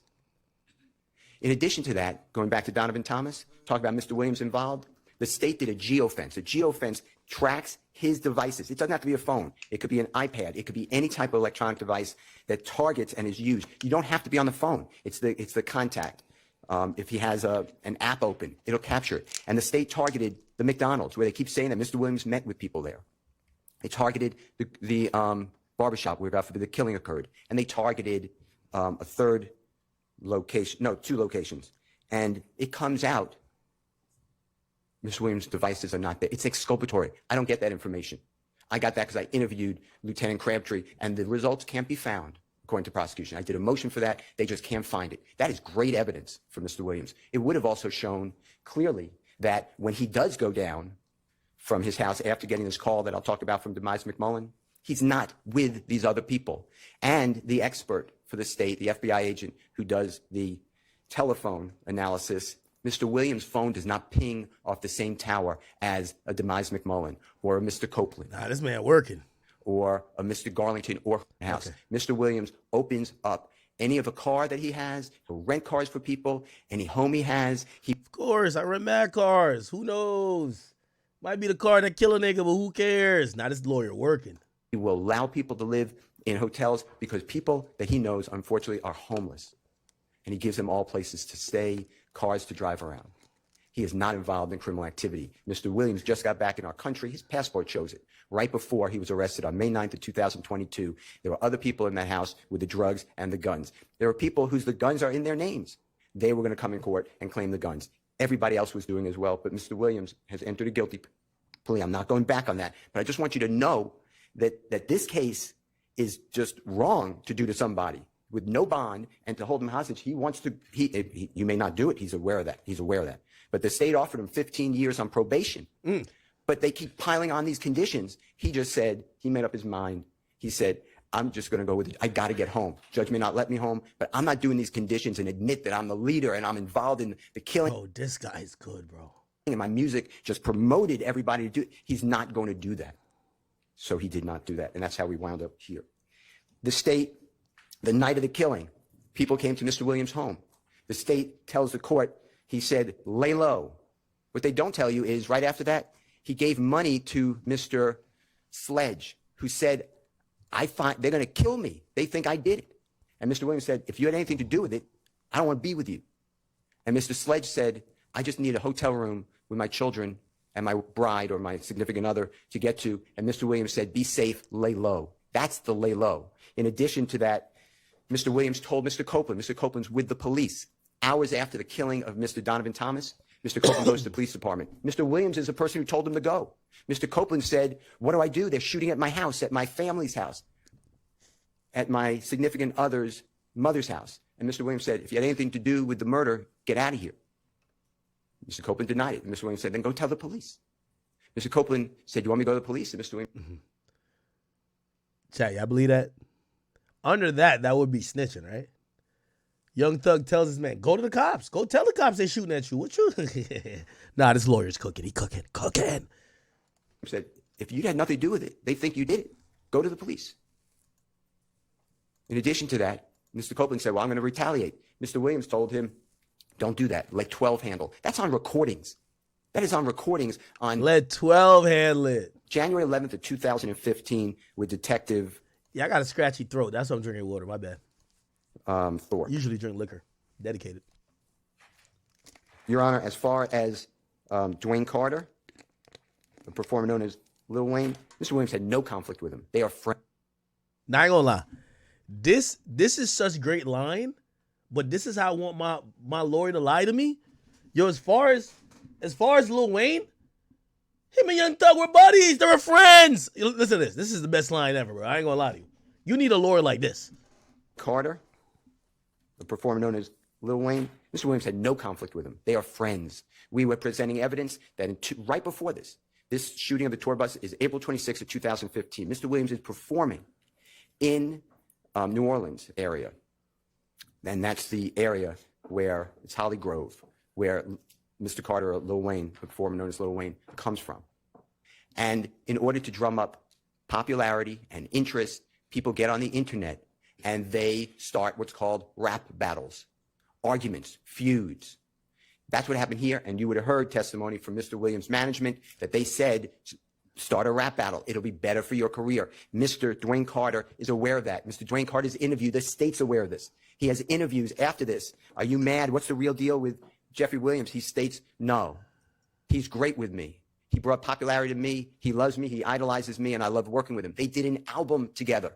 In 2014, they're in the studio together, making music together. It is all made up that Mr. Williams is involved.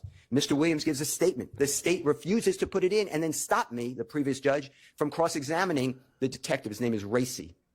He met with Mr. Williams in the DeKalb County Jail on the 15th day of July 2015. Mr. Williams is arrested that day. And there's a long interview. And Mr. Williams waives his right to counsel. He tells them, I'm his lawyer. They say, you don't want to speak to us? You don't have to. He said, well, I'll speak with you. And they asked Mr. Williams these questions. What about Lil Wayne's shooting? He said, it was outrageous. I love him. That's my idol. I love Lil Wayne. How about this battle? He says it's promotion. They asked about his rap lyrics. It's the only person that the state ever did anything about rap lyrics with. And they asked Mr. Williams, what about the rap lyrics? And he tells them, it's hyperbole. He didn't use that word. He used the word, it's made up. It's rhyming. It's made up. Not like the state is saying that I rap lyrics for real. That's not even Mr. Williams' utterance.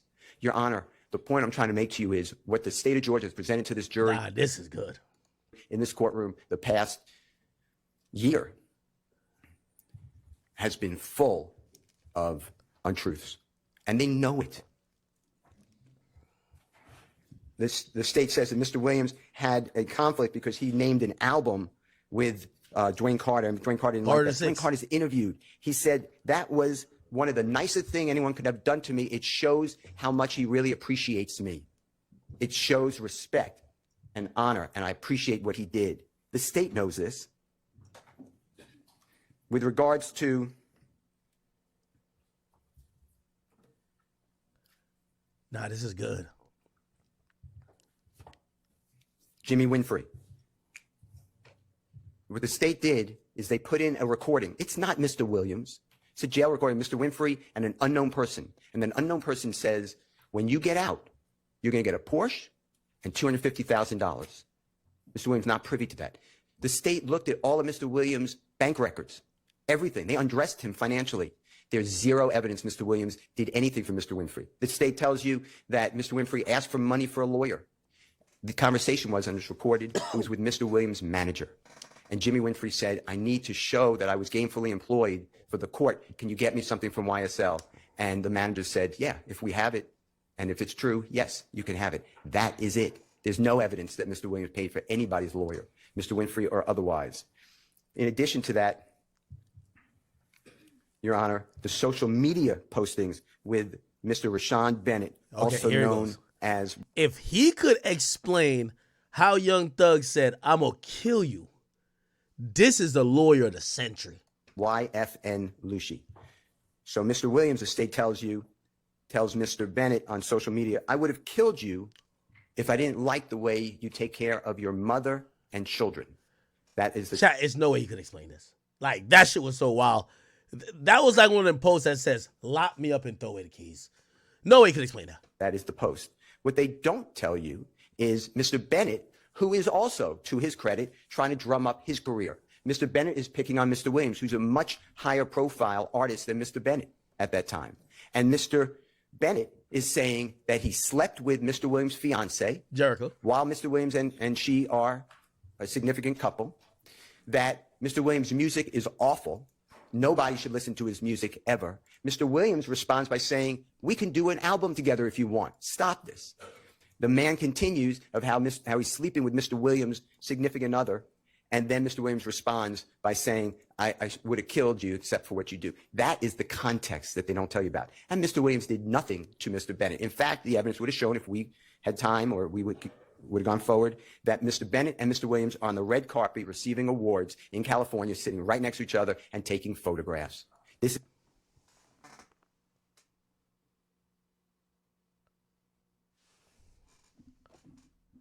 is good. Is not the Jeffrey Williams is a known person who is all over the place. If he did something, somebody wanted him, they can find him. This is not he is not hanging out on Cleveland Avenue.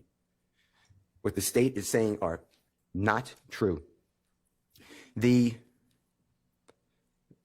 situation with Mr. Bennett, so he's in the Fulton County Jail, and he's housed, and there are crazy, sick, violent people, and they're on the phone, and Mr. Myrick, M-Y-R-I-C, is calling other people, supposed co-conspirators. How much will Jeffrey Williams give? He doesn't say that, but that's the theme of it, as well as Christian Eppinger. What the state doesn't tell you is that when Mrs. Sumlin is asked, hey, find out how much Thug will pay me to kill Mr. YFN Lucci, Mr. Sumlin says, I don't know his number. I can't get in touch with him. He doesn't talk to me. And that's because, Your Honor, since 2015, and he means no insult, but Jeffrey Williams has had zero contact with Shannon Stillwell until this case. Oh, shit. Kenneth Copeland, Demekian Garlington. Isn't Kenneth Copeland YSL Woody? Justin Cobb, Demise McMullen, Mr. Sledge, Mr. Murphy. Damn. All these people. This is a lie. This is a 100% lie, and that's why we tendered a NOLO plea to being a leader of a criminal street gang. Mr. Williams is not a leader. King Slime ain't no fucking leader. Y'all niggas trying to set him up. King Slime don't pull no shots. He's not the man behind the shadows. He don't get no niggas clipped. Fuck is y'all talking about? In fact, if we're going to go forward, on Mr. Huey's phone, there are conversations with Mr. Copeland. And they both say how Jeffrey Williams is a zero and F him. And they don't talk to him, and Jeffrey Williams never does anything for them. Mr. Huey, Mr. Williams met later. He met him closer in the time of 2020. Mr. Huey's father went through a horrible episode that Mr. Williams knew, and that's how Mr. Williams knew his son, who's Mr. Huey. And Mr. Huey's on hard times, and Mr. Huey's making mistakes. And Mr. Huey, supposedly, Mr. Williams believes, armed robbed a man named Chandler Durham, D-U-R-H-A-M. Mr. Durham is Mr. Williams. He's a fabulous record engineer.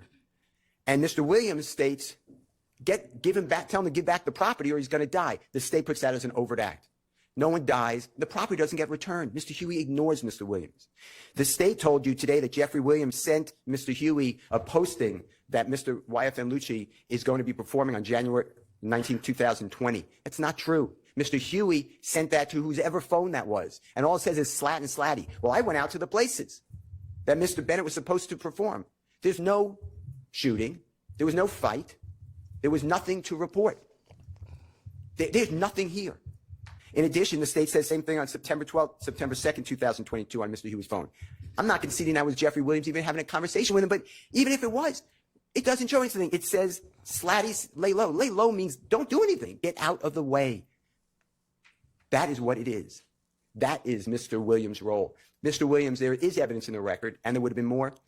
All right, now he's going to propose a sentence. Let's get to that. Stores that Mr. Williams found about. Here we go. He went talent. He's not just a rap artist. In fact, when he's interviewed in 2017, he gives a statement and he says, I had to learn rap. He grew up in a house learning other forms of music. He likes all music, but rap hit in his community, and his community raised him. They supported him. They came out to him. They made him get into establishments. And once the establishment saw all the people come out, he got more establishments. And then he went out of that little area in Atlanta to other parts of Georgia and then to all the neighboring states and throughout our country. And he has performed on every continent but one. He has performed in front of being the headliner, 300,000 people at one time. He has a real life and career. He is not the leader. And he is not worried about buying jewelry that is stolen. Mr. Williams is actually innocent. I'm not trying to corrupt our plea. That's his plea, and he's entitled to it, and he wants it. Okay. Anyway, it doesn't show that last part. Okay, so let's just go to. I know. Again, we missed the day of streaming it live, and some of y'all might have watched this without me. I just want to be meticulous because we did miss this whole day.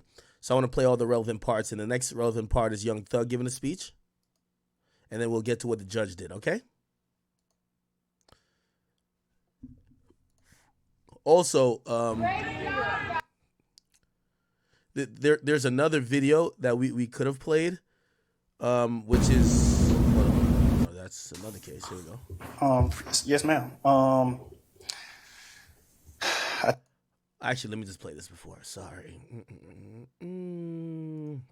So this is what Mr. Williams opens up any of a car that here we go. 5 years in custody. So this is what the his lawyer suggested the judge think of. I mean, to interrupt you, No, it's fine. And Your Honor, I'll answer any of your questions, but the point I'm trying to make is 45 years to serve 25 years in prison when just... So the prosecutors said that they wanted the judge to consider 45 years for Young Thug, with him serving 25 years in prison, which would have him on a 20-year probation after doing 25 years, right? Which means if we do the time adjustment, he would probably have to serve about 20 more years, right? So he would be in jail until about like 2045, right? And that was a stipulation. They also wanted, and I guess I should play that as well. Let me see if I can find it. I'm sorry. Because I got to show you the judge, the prosecutor basically requesting the judge do all these crazy things. Hold on. Prosecutor, no. Okay, give me one second, chat. I'm sorry. Prosecutor.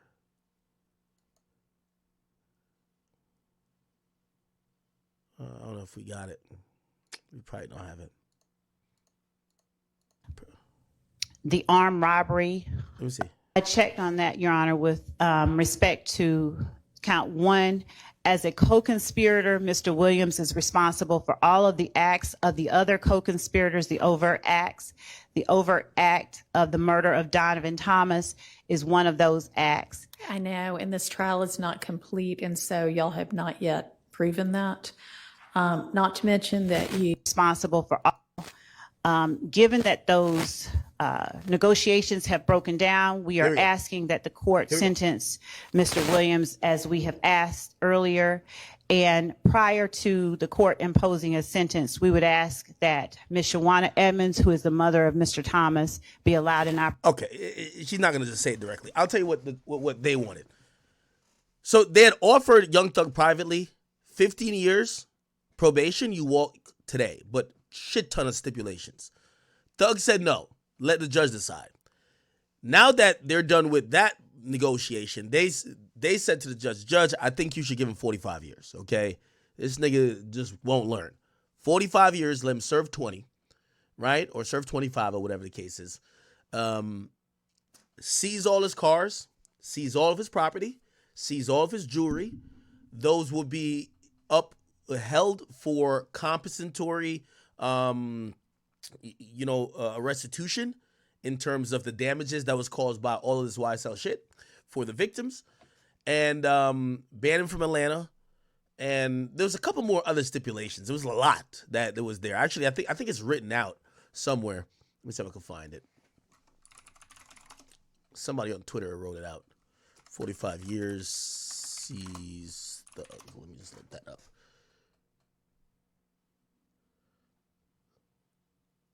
Where it is. Fuck, I can't see it. Anyway, it was some wild ass plea. You feel what I'm saying? And essentially, that's when you had Brian Steele come back around and said, yo, Judge, they're playing games. They offered us privately 15 years of probation and we walk home. Right? Also, the judge brings up, how do y'all want him to, why are y'all suggesting 45 when that murder hasn't been adjudicated? And no one has pled guilty for it yet. You get what I'm saying? And he wasn't charged with the murder. And actually, the other guys who were charged with murder, they didn't plead guilty to murder. So how is he taking? How can I punish him for a murder when we don't have any of the murderers? Even if you're saying he was responsible for the murder happening, how does that work? Anyway, and by the way, I think Yak Gotti. Actually, I don't know if Yak Gotti do have a murder on his thing. Okay, cool. So let's get to Young Thug's speech real quick. And I'm sorry for dragging this out, but again, we missed that whole day. Here's Young Thug's speech. I take full responsibility for, my crimes or my charges. I want to say sorry to my family, my mom. My mom got 11 kids. I can't say all their names, My managers, my kids that's not here. Really everybody that got something to do with this situation, I want to say sorry for just having so much time investing into this, and I am a smart guy, I am a good guy, and I really got a good heart, I find myself in a lot of stuff because I was just nice or cool, and I understand that you can't be that way when you reach a certain height because it could end bad, and it don't really have to have nothing to do with you, but it could end bad and it could, fall on you. And I know the choice is yours, it's up to you, and I hope that you allow me to go home today and just trust in me to just do the right thing and never see you again unless it's at a bar in the future or something. Just out of this type of situation, I promise you I won't ever be in this type of situation again. I'm going away. I've learned from my mistakes. I come from nothing and I've made something and I didn't take full advantage of it. I'm sorry. Through these last 2.5 years of my life, you are really, truly, honestly, the best thing that has happened to me because you made everything fair. Get them tears, my boy. It's all good. It's all good. Yeah. Get them tears, my boy. Let's get it. Let's get it. For me and everybody involved on both sides, you know. Yo, the judge right now, her pussy wet. She's like, oh shit. Oh shit. That judge, yo, that judge fuck with niggas. Come on. We know what it is. This is Atlanta. You know what it is. I'm sorry to the sheriff, you know, everybody for just having to put extra time in. I know y'all got paid more money, but. Oh shit. Nigga got jokes. I know y'all got paid more money. I'm sorry for y'all having to put this extra time in to be away from y'all family, you know, and I just hope that you find it in your heart to allow me to go home and be with my family and just do better as a person. I know what I bring to the table. I know what I am. I know the heights I've reached. I know the impact I got on people, period, in the community, you know, all people. I learned that late, like these past 2 or 3 years of my life, I kind of learned that late. And maybe it was because I was, you know, probably on drugs or anything, I don't know. But I have came to my senses and I understand what I mean to this world. But I am a good guy, you know, I don't mind doing stuff like, you know, like free shows. And I always did that, you know, I did free shows and gave it to single parents, millions of dollars. You know, I made $1.8 million on a free show and I gave it all to single parent charity. And I did like 2 or 3 shows that made like $700,000 a piece, and I gave it to the breast cancer organization. Like, you know, I do things like I put millions of dollars back into my community for real. I really did. I did more than anybody ever did from my side, you know. But I understand, you know, rap lyrics. I understand how it could be twisted. I understand what it could do to the mind of people. I understand all that, and I promise you, I'm 100% changing that. You know, it's just, I'm older, I'm grown now, you know, and it's just like, I'm smarter. It's more things to rap about. Like I've experienced a lot of good things. I experienced more bad things, but I experienced a lot of good things too. And yo, they said, all right, hold on. Anyway, I can go forever. Well, I appreciate it. And I appreciate that you do realize how much of an impact you have on people. I mean, it's past your neighborhood. It's worldwide, especially young people. And having come up from where you came up from and living in and around that, you know that gangs are damaging to our community.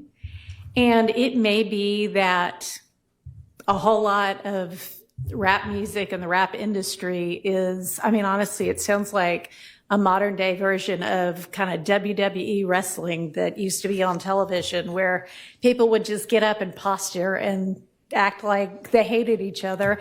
And it may be that that's a lot of what is going on in the music industry with rap. But whether it is fake or not,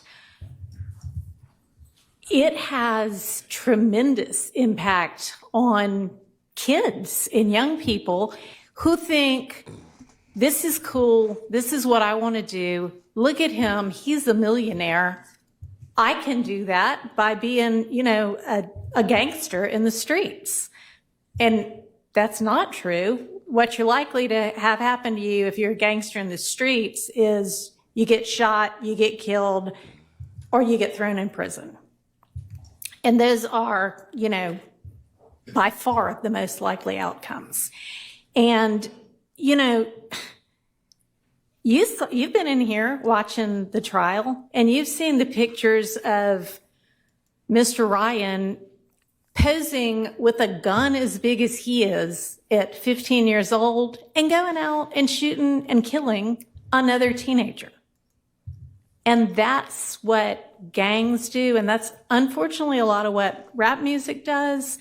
And if you are a modern day John Lennon, you know, I mean, he might have rapped too in this day and age. I don't know, but I know you're talented. The judge got some jokes. Ah, man. And yo, I'm telling you, man, the judge was fucking with that bar to 6, man. The bar to 6 bumming. Listen, man, this is what the judge is bumping on the way to court, man.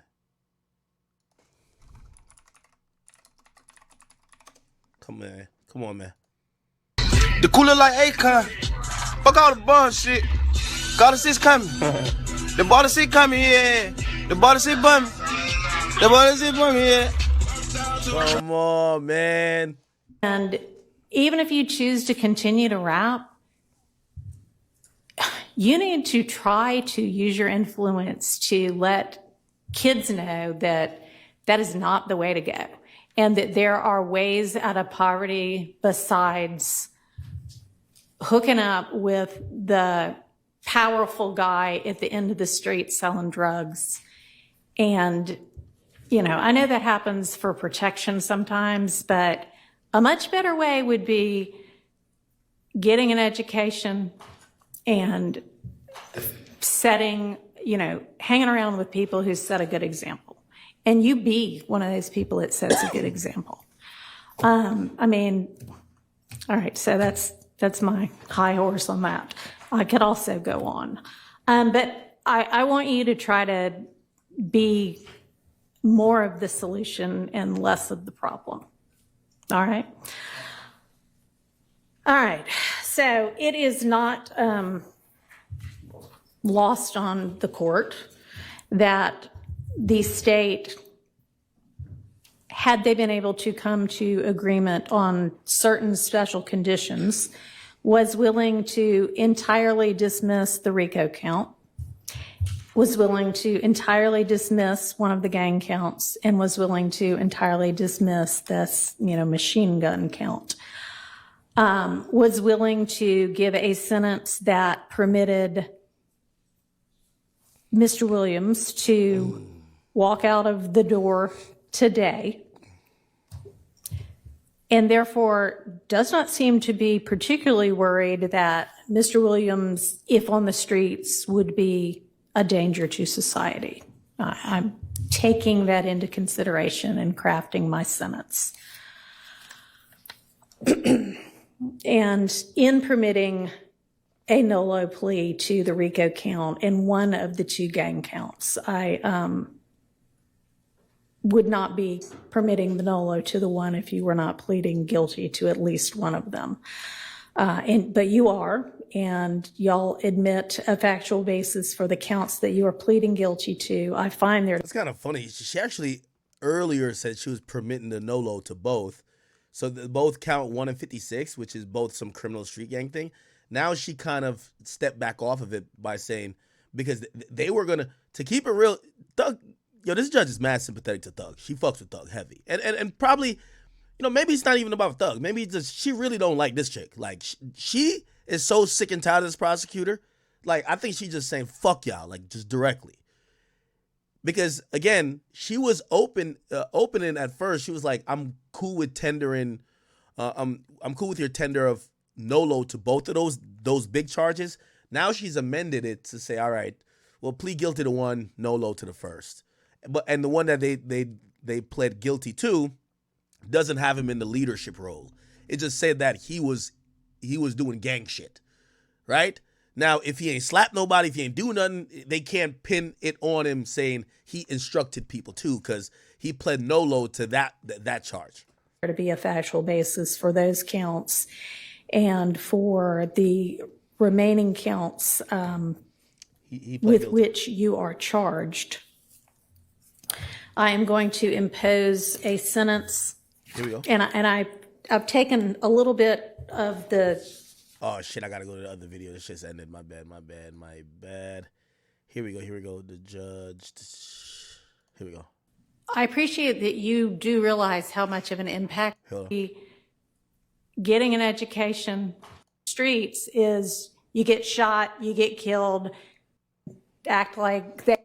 I mean, all right, so that's my high horse. I'm afraid that Mr. Williams, if on the streets, would be a danger to society. I'm taking that into consideration and crafting my sentence. Okay. Let me go a little further. That's permitted on that count. It is required to be run consecutively. I'm going to run it consecutive to count one, but I am going to backload Oh, I'm sorry. That is not commuted. That is 5 years to serve, and it's going to be run consecutively to count one, backloaded, by which I mean after you serve your 15 years of probation, if you have been successful on that probation, and I sincerely hope that you are, then at the end of that 15 years, I will commute the entire rest of any service portion of your sentence to time served. So I'll get to the end of it and give you the total sentence, but I'm also going to impose a $15,000 fine with regard to that count. Count 57, 20 years to serve 5, commuted to time served, the balance of 15 years probated, concurrent with count 1. Count 58, 10 years to serve 5, commuted to time served, balance probated, concurrent with count 1. 59, 5 years to serve, commuted to time served, concurrent with count 1. 60, 5 years to serve, commuted to time served, concurrent with count 1. Count 61, 5 years to serve, that is required to be also a consecutive sentence, so that's going to be run consecutively to count 56 and backloaded. Count 62, 10 years to serve, also required to be served consecutively, that's going to be consecutive to count 61, also backloaded. So essentially, the total sentence is 40 years to serve the first 5 years in prison, but commuted to the time that you have already served, followed by 15 years on probation, followed then by the backloaded 20 years, which can be served in custody and will be served in custody if you are not successful on your probation. If you are successful in completing your 15 years probation, that will be commuted to time served.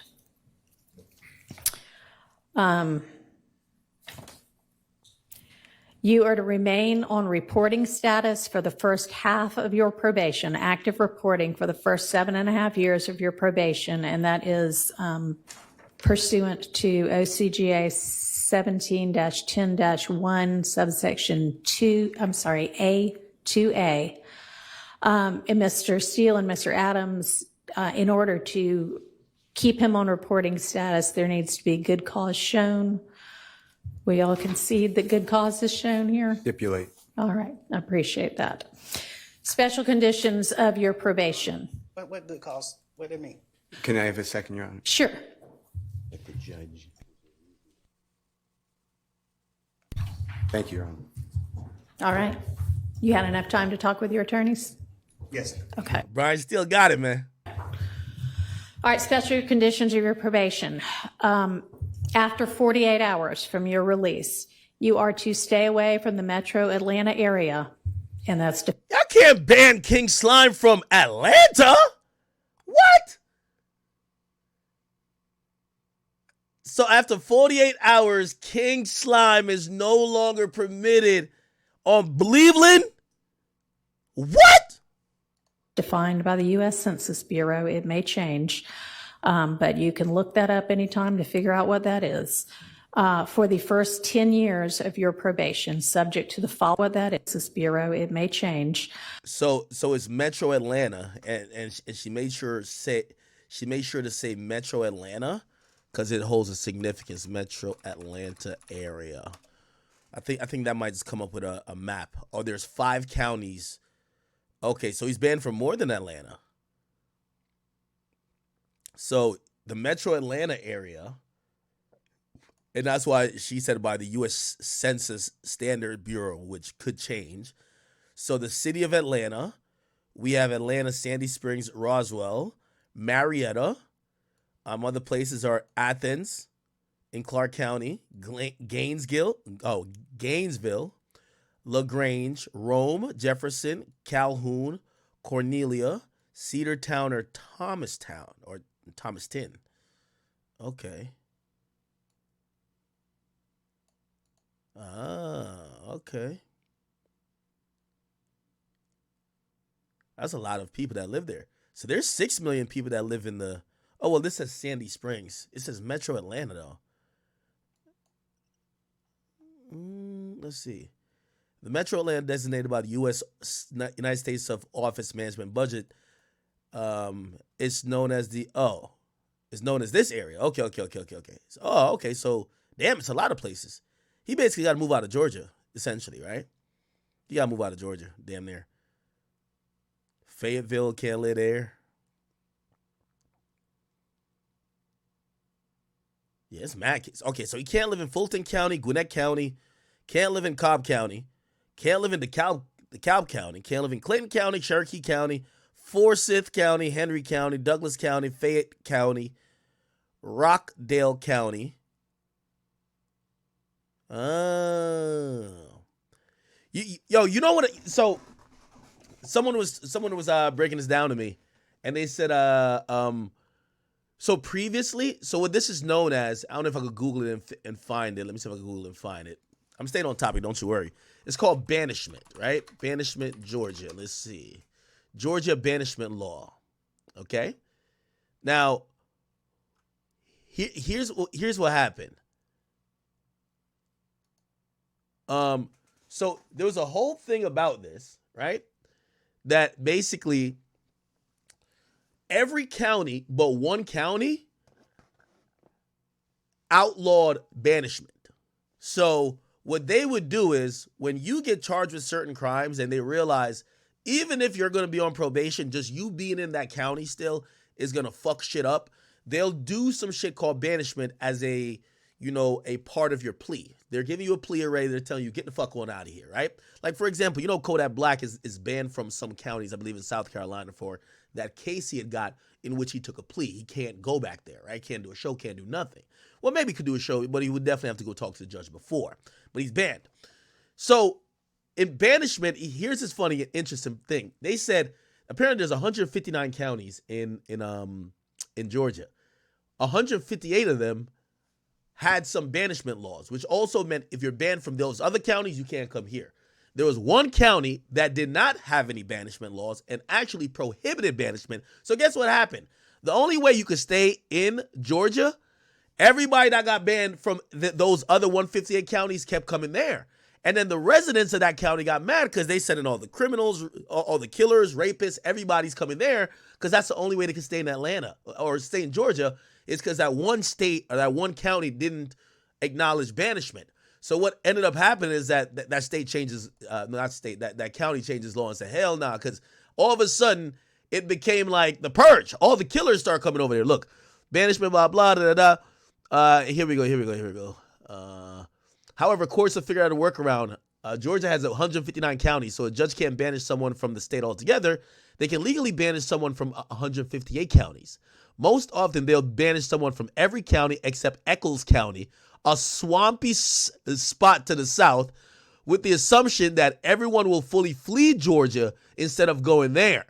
Except what would happen is that by the nature of some people still trying to get, whatever benefits of still being in Georgia, they would just go to Eccles County. So imagine you the killer, you're the kidnapper, you're the biggest drug dealer, biggest rapist. Y'all all go to this one county. And the people in the county is like, what the fuck? Y'all keep bringing all the killers over here. So that's the interesting thing about banishment. So pretty much, Thug isn't banned from the whole Georgia, but damn near he banned, right? You got to get out of Georgia, right? So that nigga's, Young Thug gonna take up, he probably gonna move to Houston or some shit like that. Houston. Or he could move to Alabama, but I feel like he like being in the mix somewhere, right? I can't see Thug doing Miami. I can't see him doing Miami. Let's see. Did that? Hold on. Let me just go back to what the judge is saying. But you can look that up anytime to figure out what that is. For the first 10 years of your probation. Chat, does that sound good though? Ban the criminals from the areas you don't want to have crime and put them in their own county together. That's Purge County. Y'all niggas go kill each other over there. Y'all go rape each other over there. Y'all go sell y'all drugs over there. Y'all go hit each other with cars, with Dracos over there. Just don't come anywhere beyond over there. That sound good? Oh, y'all think he's just gonna go to Florida? And subject to the following. I don't think Thug's a LA nigga like that too. I think he like being out south. I think he gonna stay. I think he gonna stay south. He might not go to. Yeah, he might go to Miami. I know a lot of niggas go to Miami. Exceptions You are permitted to be in the metro Atlanta area to attend any wedding, funeral, or graduation from high school, college, or graduate school of any of your immediate family members. And immediate family members is defined the same way that you all were contemplating it when you were negotiating. You can get here up to 24 hours prior to any such event, and you need to leave within 48 hours after any such event. In addition, during each year of your probation, I'm going to require that you come to the metro Atlanta area and make a live anti-gang and anti-gun violence presentation 4 times a year, each year of your probation, at a grade school, a middle school. Yeah, I know what this means, right? Judge ain't slick.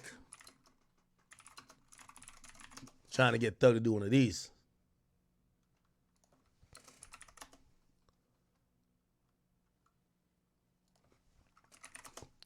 Trying to get Thug to do one of these, chat.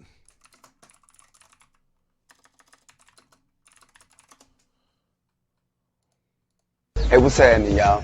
Some people call me Tip, but this is about another kind of tip. It's about another type of tip right here. They call me Thug, but this is about catching another type of thug.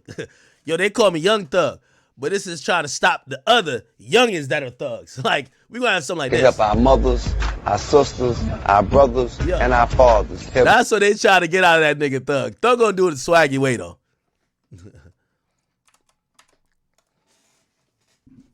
Live anti-gang and anti-gun violence presentation 4 times a year, each year of your probation, at a grade school, a middle school, a boys or girls club, anything like that, that type of group. And if you want to, that presentation can include a benefit concert, and these presentations may count towards your required community service hours, which I'm going to impose, that during each year of your probation, you perform 100 hours of community service. That's light.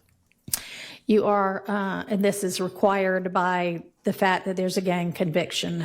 You shall not knowingly have contact of any kind or character with any other member or associate of any criminal street gang. Exception to that, if your brother is a member of any street gang, I hope you talk him into getting out of it. Quantavious Greer, and then also Sergio Kitchens, as long as you are contractually obligated to him. That is going to include anybody who is named in this indictment, except as absolutely necessary to conduct the lawful business of your musical career, and to any extent that the state is not agreeing to the exception for Mr. Kitchens. So they're allowed him to deal with Young Thug, deal with Gunna.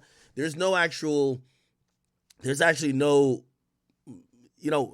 they have contractual obligations to each other. I've seen a lot of people like jump out the window by saying this means Young Thug wants to do music with Gunna. That remains to be seen. Maybe he does, but it doesn't mean that.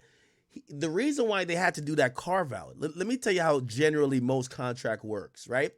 For example, if you sign to someone and that person goes to jail, and usually, for terminations of most contracts, I've seen many people get out of management situations this way. If you sign to one guy, or you have a management deal with a guy who goes to jail, if they can't do their duties because they're incarcerated for over a certain period of time, that's grounds for contract termination. So it is maybe a contractual move to say, yo, if, again, I'm pretty sure YSL, it was as a label is way bigger than just Thug. But if the person who's the leader of the label and the person who's essentially the CEO of the label, if he can't communicate with an artist, that could be grounds for Sergio Kitchens, aka Gunna, to get out of that deal. Hey, listen, legally, we're not even supposed to be communicating. And granted, you could say, well, he's appointed this president or whatever, that you could communicate damn near by proxy.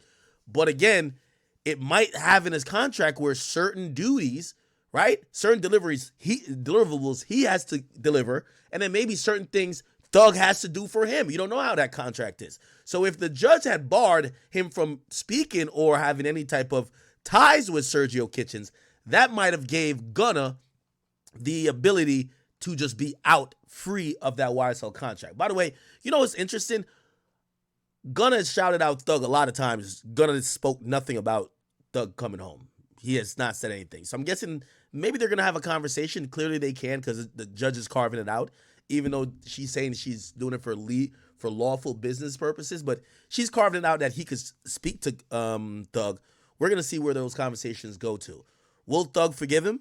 That's going to be very interesting. The reality is, I'm going to be honest with you, I want to see how this all plays out because I think Baby's going to look really, really stupid. But I don't think Thug is going to make Baby look stupid. You know why? Yo, the reason why, I know 5 rappers in particular, I won't say anything about the ones that you don't know, that specifically got told to by Thug and his people, we not fucking with Gunna.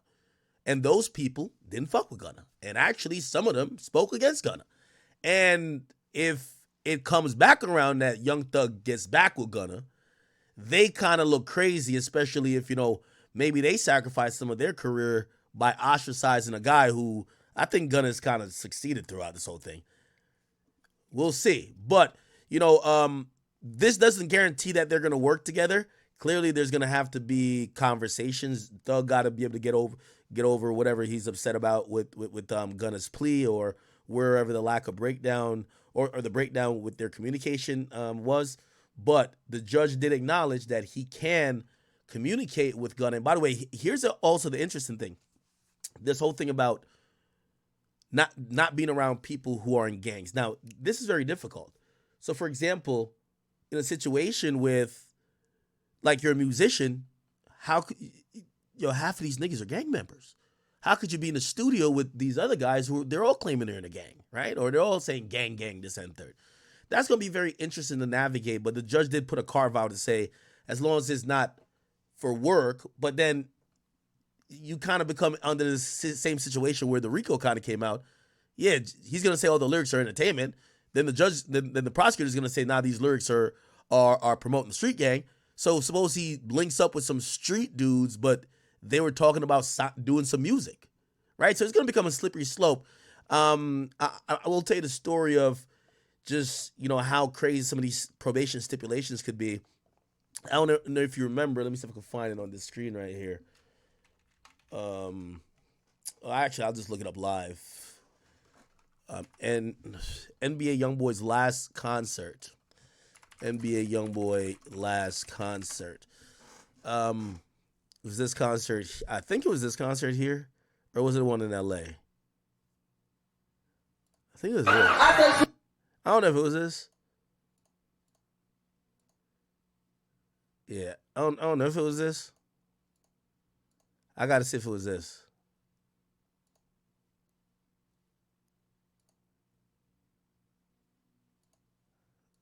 Is it this one?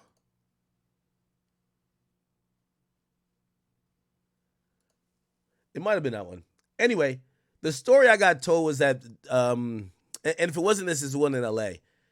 YoungBoy essentially was on some probation, right? And it was stipulated that YoungBoy, because he had a provision of probation that he couldn't be around gang members and he couldn't interact with them, to not violate the probation, YoungBoy had to stay outside the venue for the whole time until like 15 minutes before his call time. When he went in, he had to, first of all, he had to pay for a police officer to escort him. The police officer escorted him in. He couldn't chill with nobody backstage. He had to go damn near directly to the stage, perform, and then immediately leave the building. Why? There were gang members around, and the probation or whatever, supervised release statute said he can't be around them people. But, you get a carve out, okay, I'm doing a concert, but the cop has to be the liaison. I don't know if they're going to be that crazy.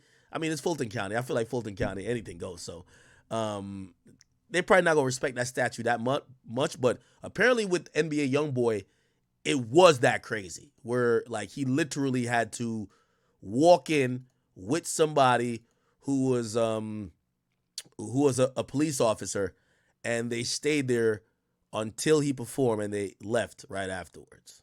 So I don't know. I got to figure out the actual show we were talking about, but I don't know. Anyway. All right. In the event that that part is not enforceable because it is only a portion of a special condition, going to provide that that be severable from the rest of this, and I'll put some case cites in the Senate sheet for that. You are in no way to promote any criminal street gang or any criminal street gang activity, including on any social media platform. You are not to utilize any hand signs, terminology, or language that promotes any criminal street gang. You are not to participate in any criminal street gang activity. You are not to knowingly engage in any contact with any of the victims that are listed in this indictment or with any of their family members. And you may not have in your possession or with arm's reach. Now, what that does say is that it does also ban him from speaking to, about, or continuing to ignite any feud with YFN Lucci. YFN Lucci is a victim in this case. He's a victim of the stabbing, and he's a victim of an attempted shooting. So that's going to be very important when it comes to, you know, who could Young Thug speak to afterwards. Ironically, it would have, unless they carved out a special provision, this would have also banned him from being able to speak to Rich Homie Quan. Not that he was going to, but if Rich Homie Quan was still alive, Rich Homie Quan is also listed as a victim. You get what I'm saying? Any kind of a firearm because you're going to be a convicted felon. And that is, except I know that you have security and you need security. You can be within arm's reach of a firearm that is in the possession of either licensed law enforcement or licensed security personnel that are in your security detail or anybody that you're performing with. You are to submit to random drug screening. Wait, what did it say? Hold on. Felon, and that is, except I know that you have security, family members, and you may not have in your possession or with arm's reach any kind of a firearm because you're going to be a convicted felon. And that is, except I know that you have security and you need security. So security could have guns, not him. Good. You can be within arm's reach of a firearm that is in the possession of either licensed law enforcement or licensed security personnel that are in your security detail or anybody that you're performing with. By the way, I'm just telling you the interesting, the interesting stipulations that could get put down in some of these courts. When I spoke to Young and Ace said that the judge banned him from having any security detail that had guns. So not only could him nor his immediate crew have guns, but he couldn't hire security guards that could carry weapons. They only allowed him to hire police officers that could carry weapons. And you know sometimes hood niggas don't want to be around police. So essentially, it nerfed him having security. He couldn't have armed security. He would have to get cops or do no security, which is interesting. You are to submit to random drug screens and not use any drugs unless they are prescribed for you by a licensed physician. You are to execute a Fourth Amendment waiver that will permit the search of your person, residence, vehicles, and electronics for any firearms, any criminal street gang paraphernalia, or any illicit drugs. Whoa, hold on. Let's go back on that statute. You said what? Or that provision? Residence, vehicles, and the Fourth Amendment prescribed screens and not use any drugs unless they are prescribed for you by a licensed physician. Okay. You are to execute a Fourth Amendment waiver that will permit the search of your person, residence, vehicles, and electronics for any firearms, any criminal street gang paraphernalia, or any illicit drugs. And wow. Now, that's huge. That is very huge, chat. He says you're gonna exercise a Fourth Amendment waiver. Now, granted, when you do become a felon and for certain crimes, you know, the Constitution is here to protect us of our rights. But when you become a felon, like for example, your Second Amendment right is then almost damn near infringed upon because you're not allowed to have guns. And Second Amendment right actually allows people to have guns. So you give up on that. This one is very important. It basically says that if a cop pulls Young Thug over, he don't gotta, you know, weed is pretty, ain't weed legal everywhere? They don't have to have probable cause to search your car. They'll probably run Young Thug's name, and when they run his name, they'll know he's on probation, and a part of the probation statute says he could get searched for guns and drugs at any time, which also is going to have to shift how he travels with people, because maybe he don't got the gun on himself, but his homeboy got the gun. Well, his homeboy not supposed to have the gun. Only security guard or police supposed to have the gun. So he's going to have to move a very different. Also, here's the thing. And by the way, even if they didn't ban him from Georgia, essentially, he got to leave Georgia. You know why?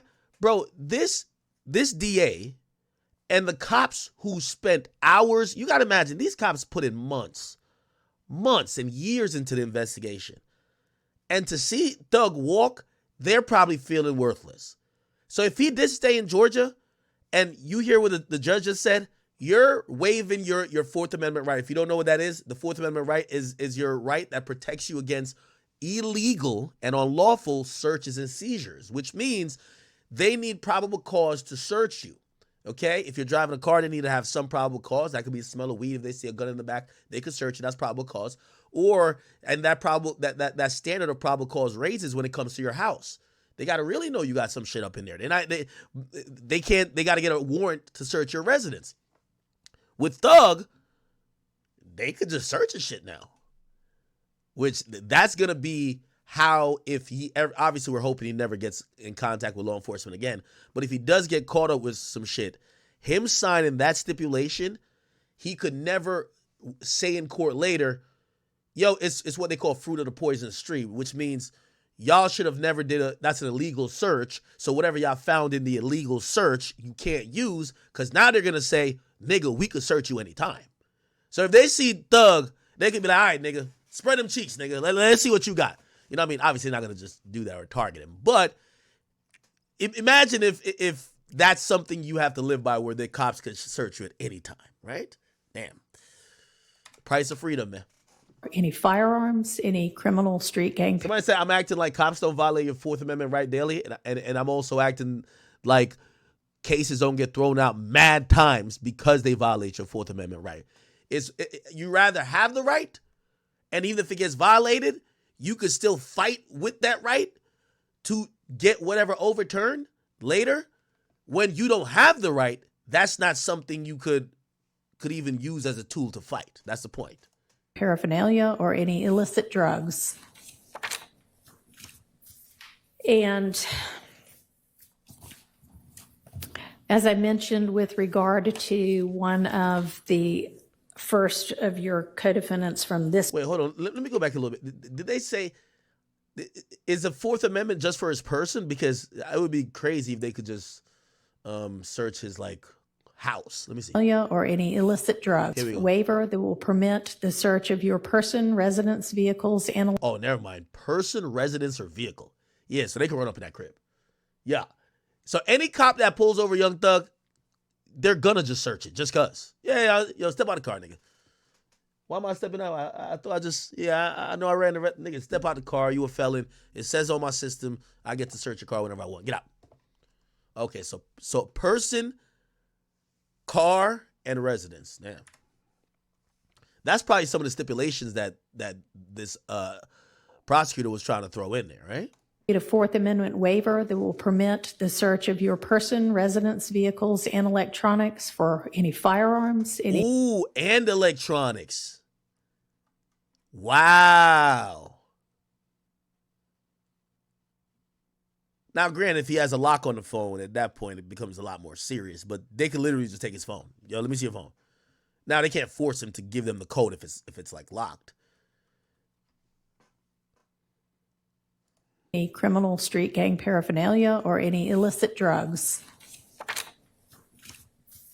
And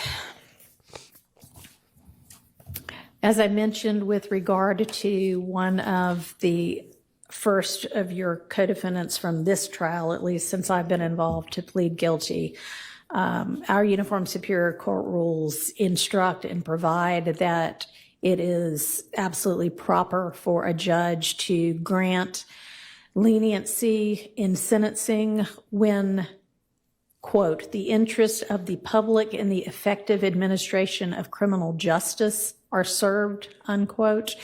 And I think that this plea is in the interest of the public and in the interest of effective administration of justice. Have been trying to ensure that, to the extent I can, this trial also abides by that. It's been challenging at certain times. I find your plea to be freely, knowingly, intelligently, and voluntarily entered with an understanding of the consequences, and I accept it as such. I also need to inform you that your attorneys were going to represent you through either the last day of this term of court or 30 days from now, whichever is later, and any of the filings that were mentioned that need to be filed within that time, they would. BZ World, thank you for 5. It's an act. You so green, my nigga. Once you're on probation, all them rights is gone. When you're on probation, they come to your house and look if they want to. Not in every state. Not in every state. It's definitely not in every state. Like, the way the probation department usually works with how they sentence you is very different. Like, again, in a lot of like certain places that are usually anti-gun, if they're going to give you such probation, they try to inhibit your ability to be around guns or knowingly, have weapons wherever.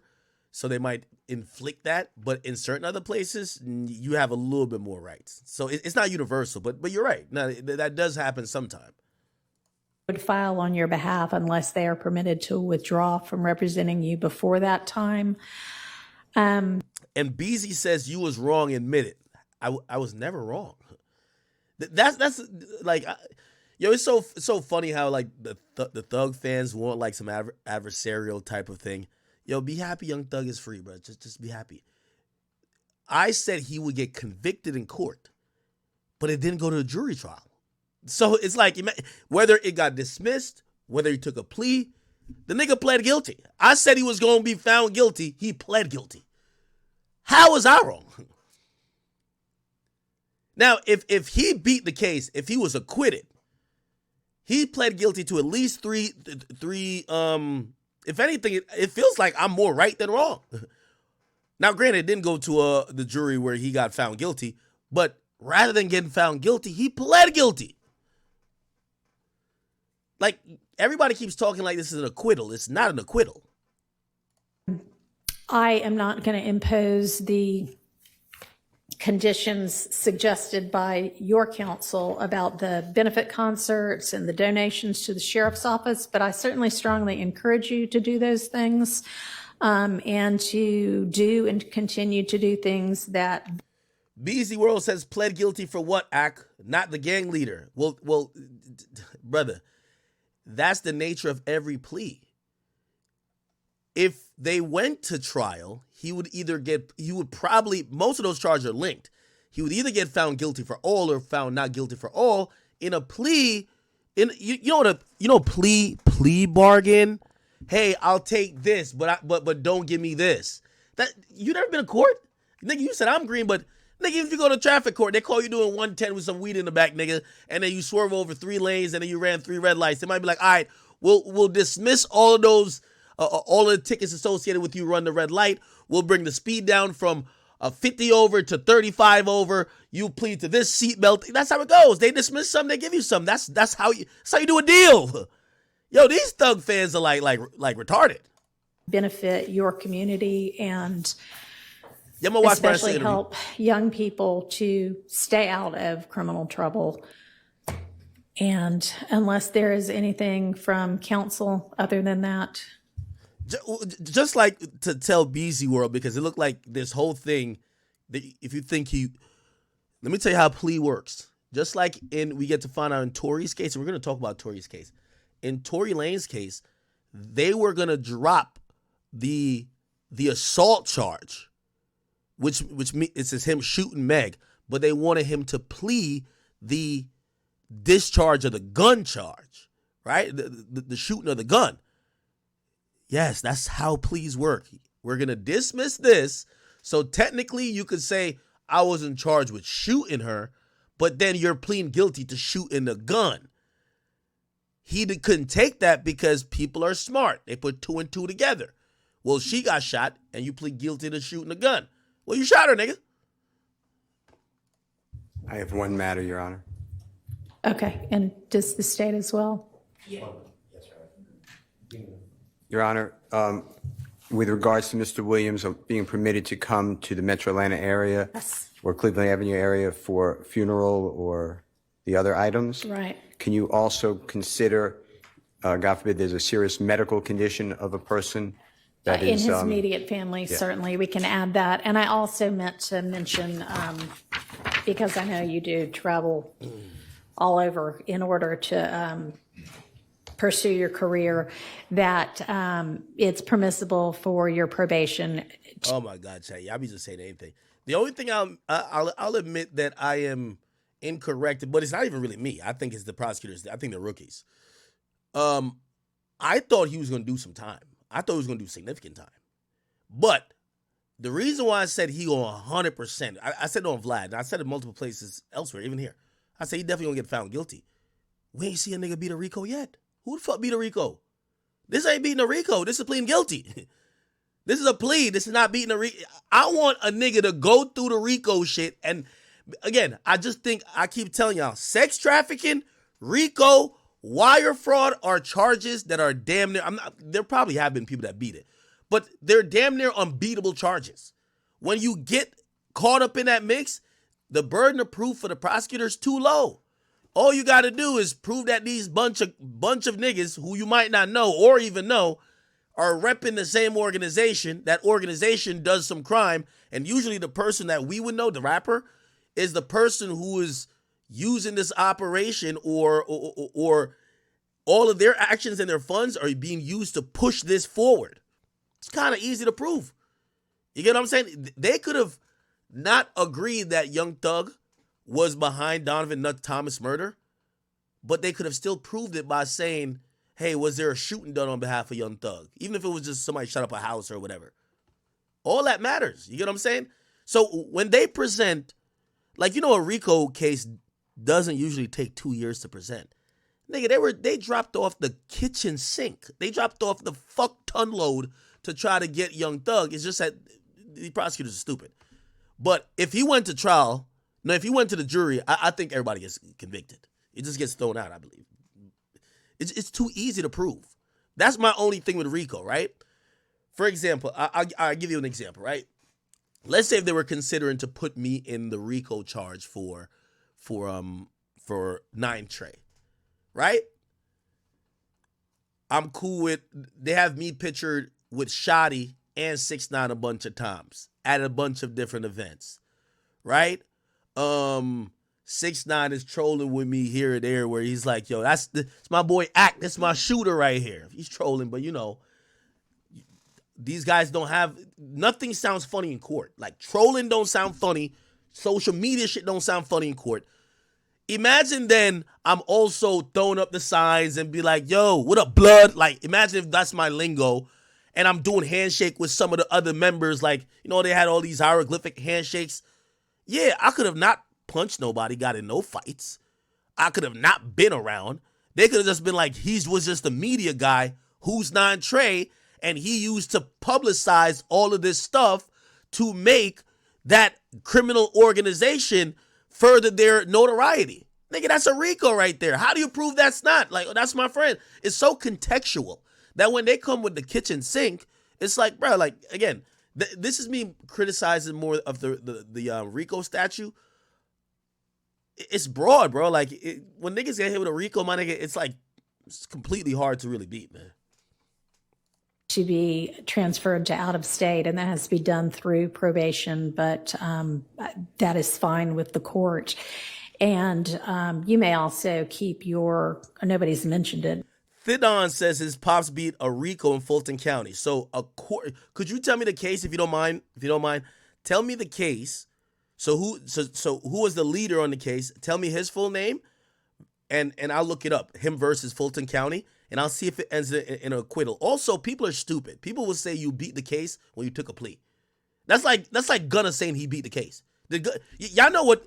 Just to let y'all know, obviously this is a different type of plea. This is a non-negotiated plea versus an Alfred plea. But just to be very clear, what Young Thug did and what Gunna did is the same thing in skeleton version. They're plea bargain deals. That's it. Take it to trial has the thought of take it to the jury. They took it to trial, but they cut the plea. Let's be very clear, okay? But keep your passport and travel out of state and internationally to the extent that you need to do that for business. Okay, so they didn't take his passport. That's good. Hold on. You may also keep nobody's mentioned it, but keep your passport and travel out of state and internationally to the extent that you need to do that for business purposes as well. All right, Mr. Body. Yes, very briefly. Thank you. The district attorney just wanted me to urge the court, due to the fact that the Thomases have been negatively affected incredibly traumatically by what has been discussed by both parties here today, to make a brief statement as she believes that they fall within the exception or within the bounds of Marcy's law. If the court would allow, I understand the court made a ruling earlier as it relates to that, but she wants All right. Thank you. And I appreciate, I cannot even begin to understand what they must, anybody must be going through when they lose a family member to violence or criminal violence. Mr. Williams himself has expressed his own sorrow to the family. I, again, am going to stand by my belief that the appropriate time to hear.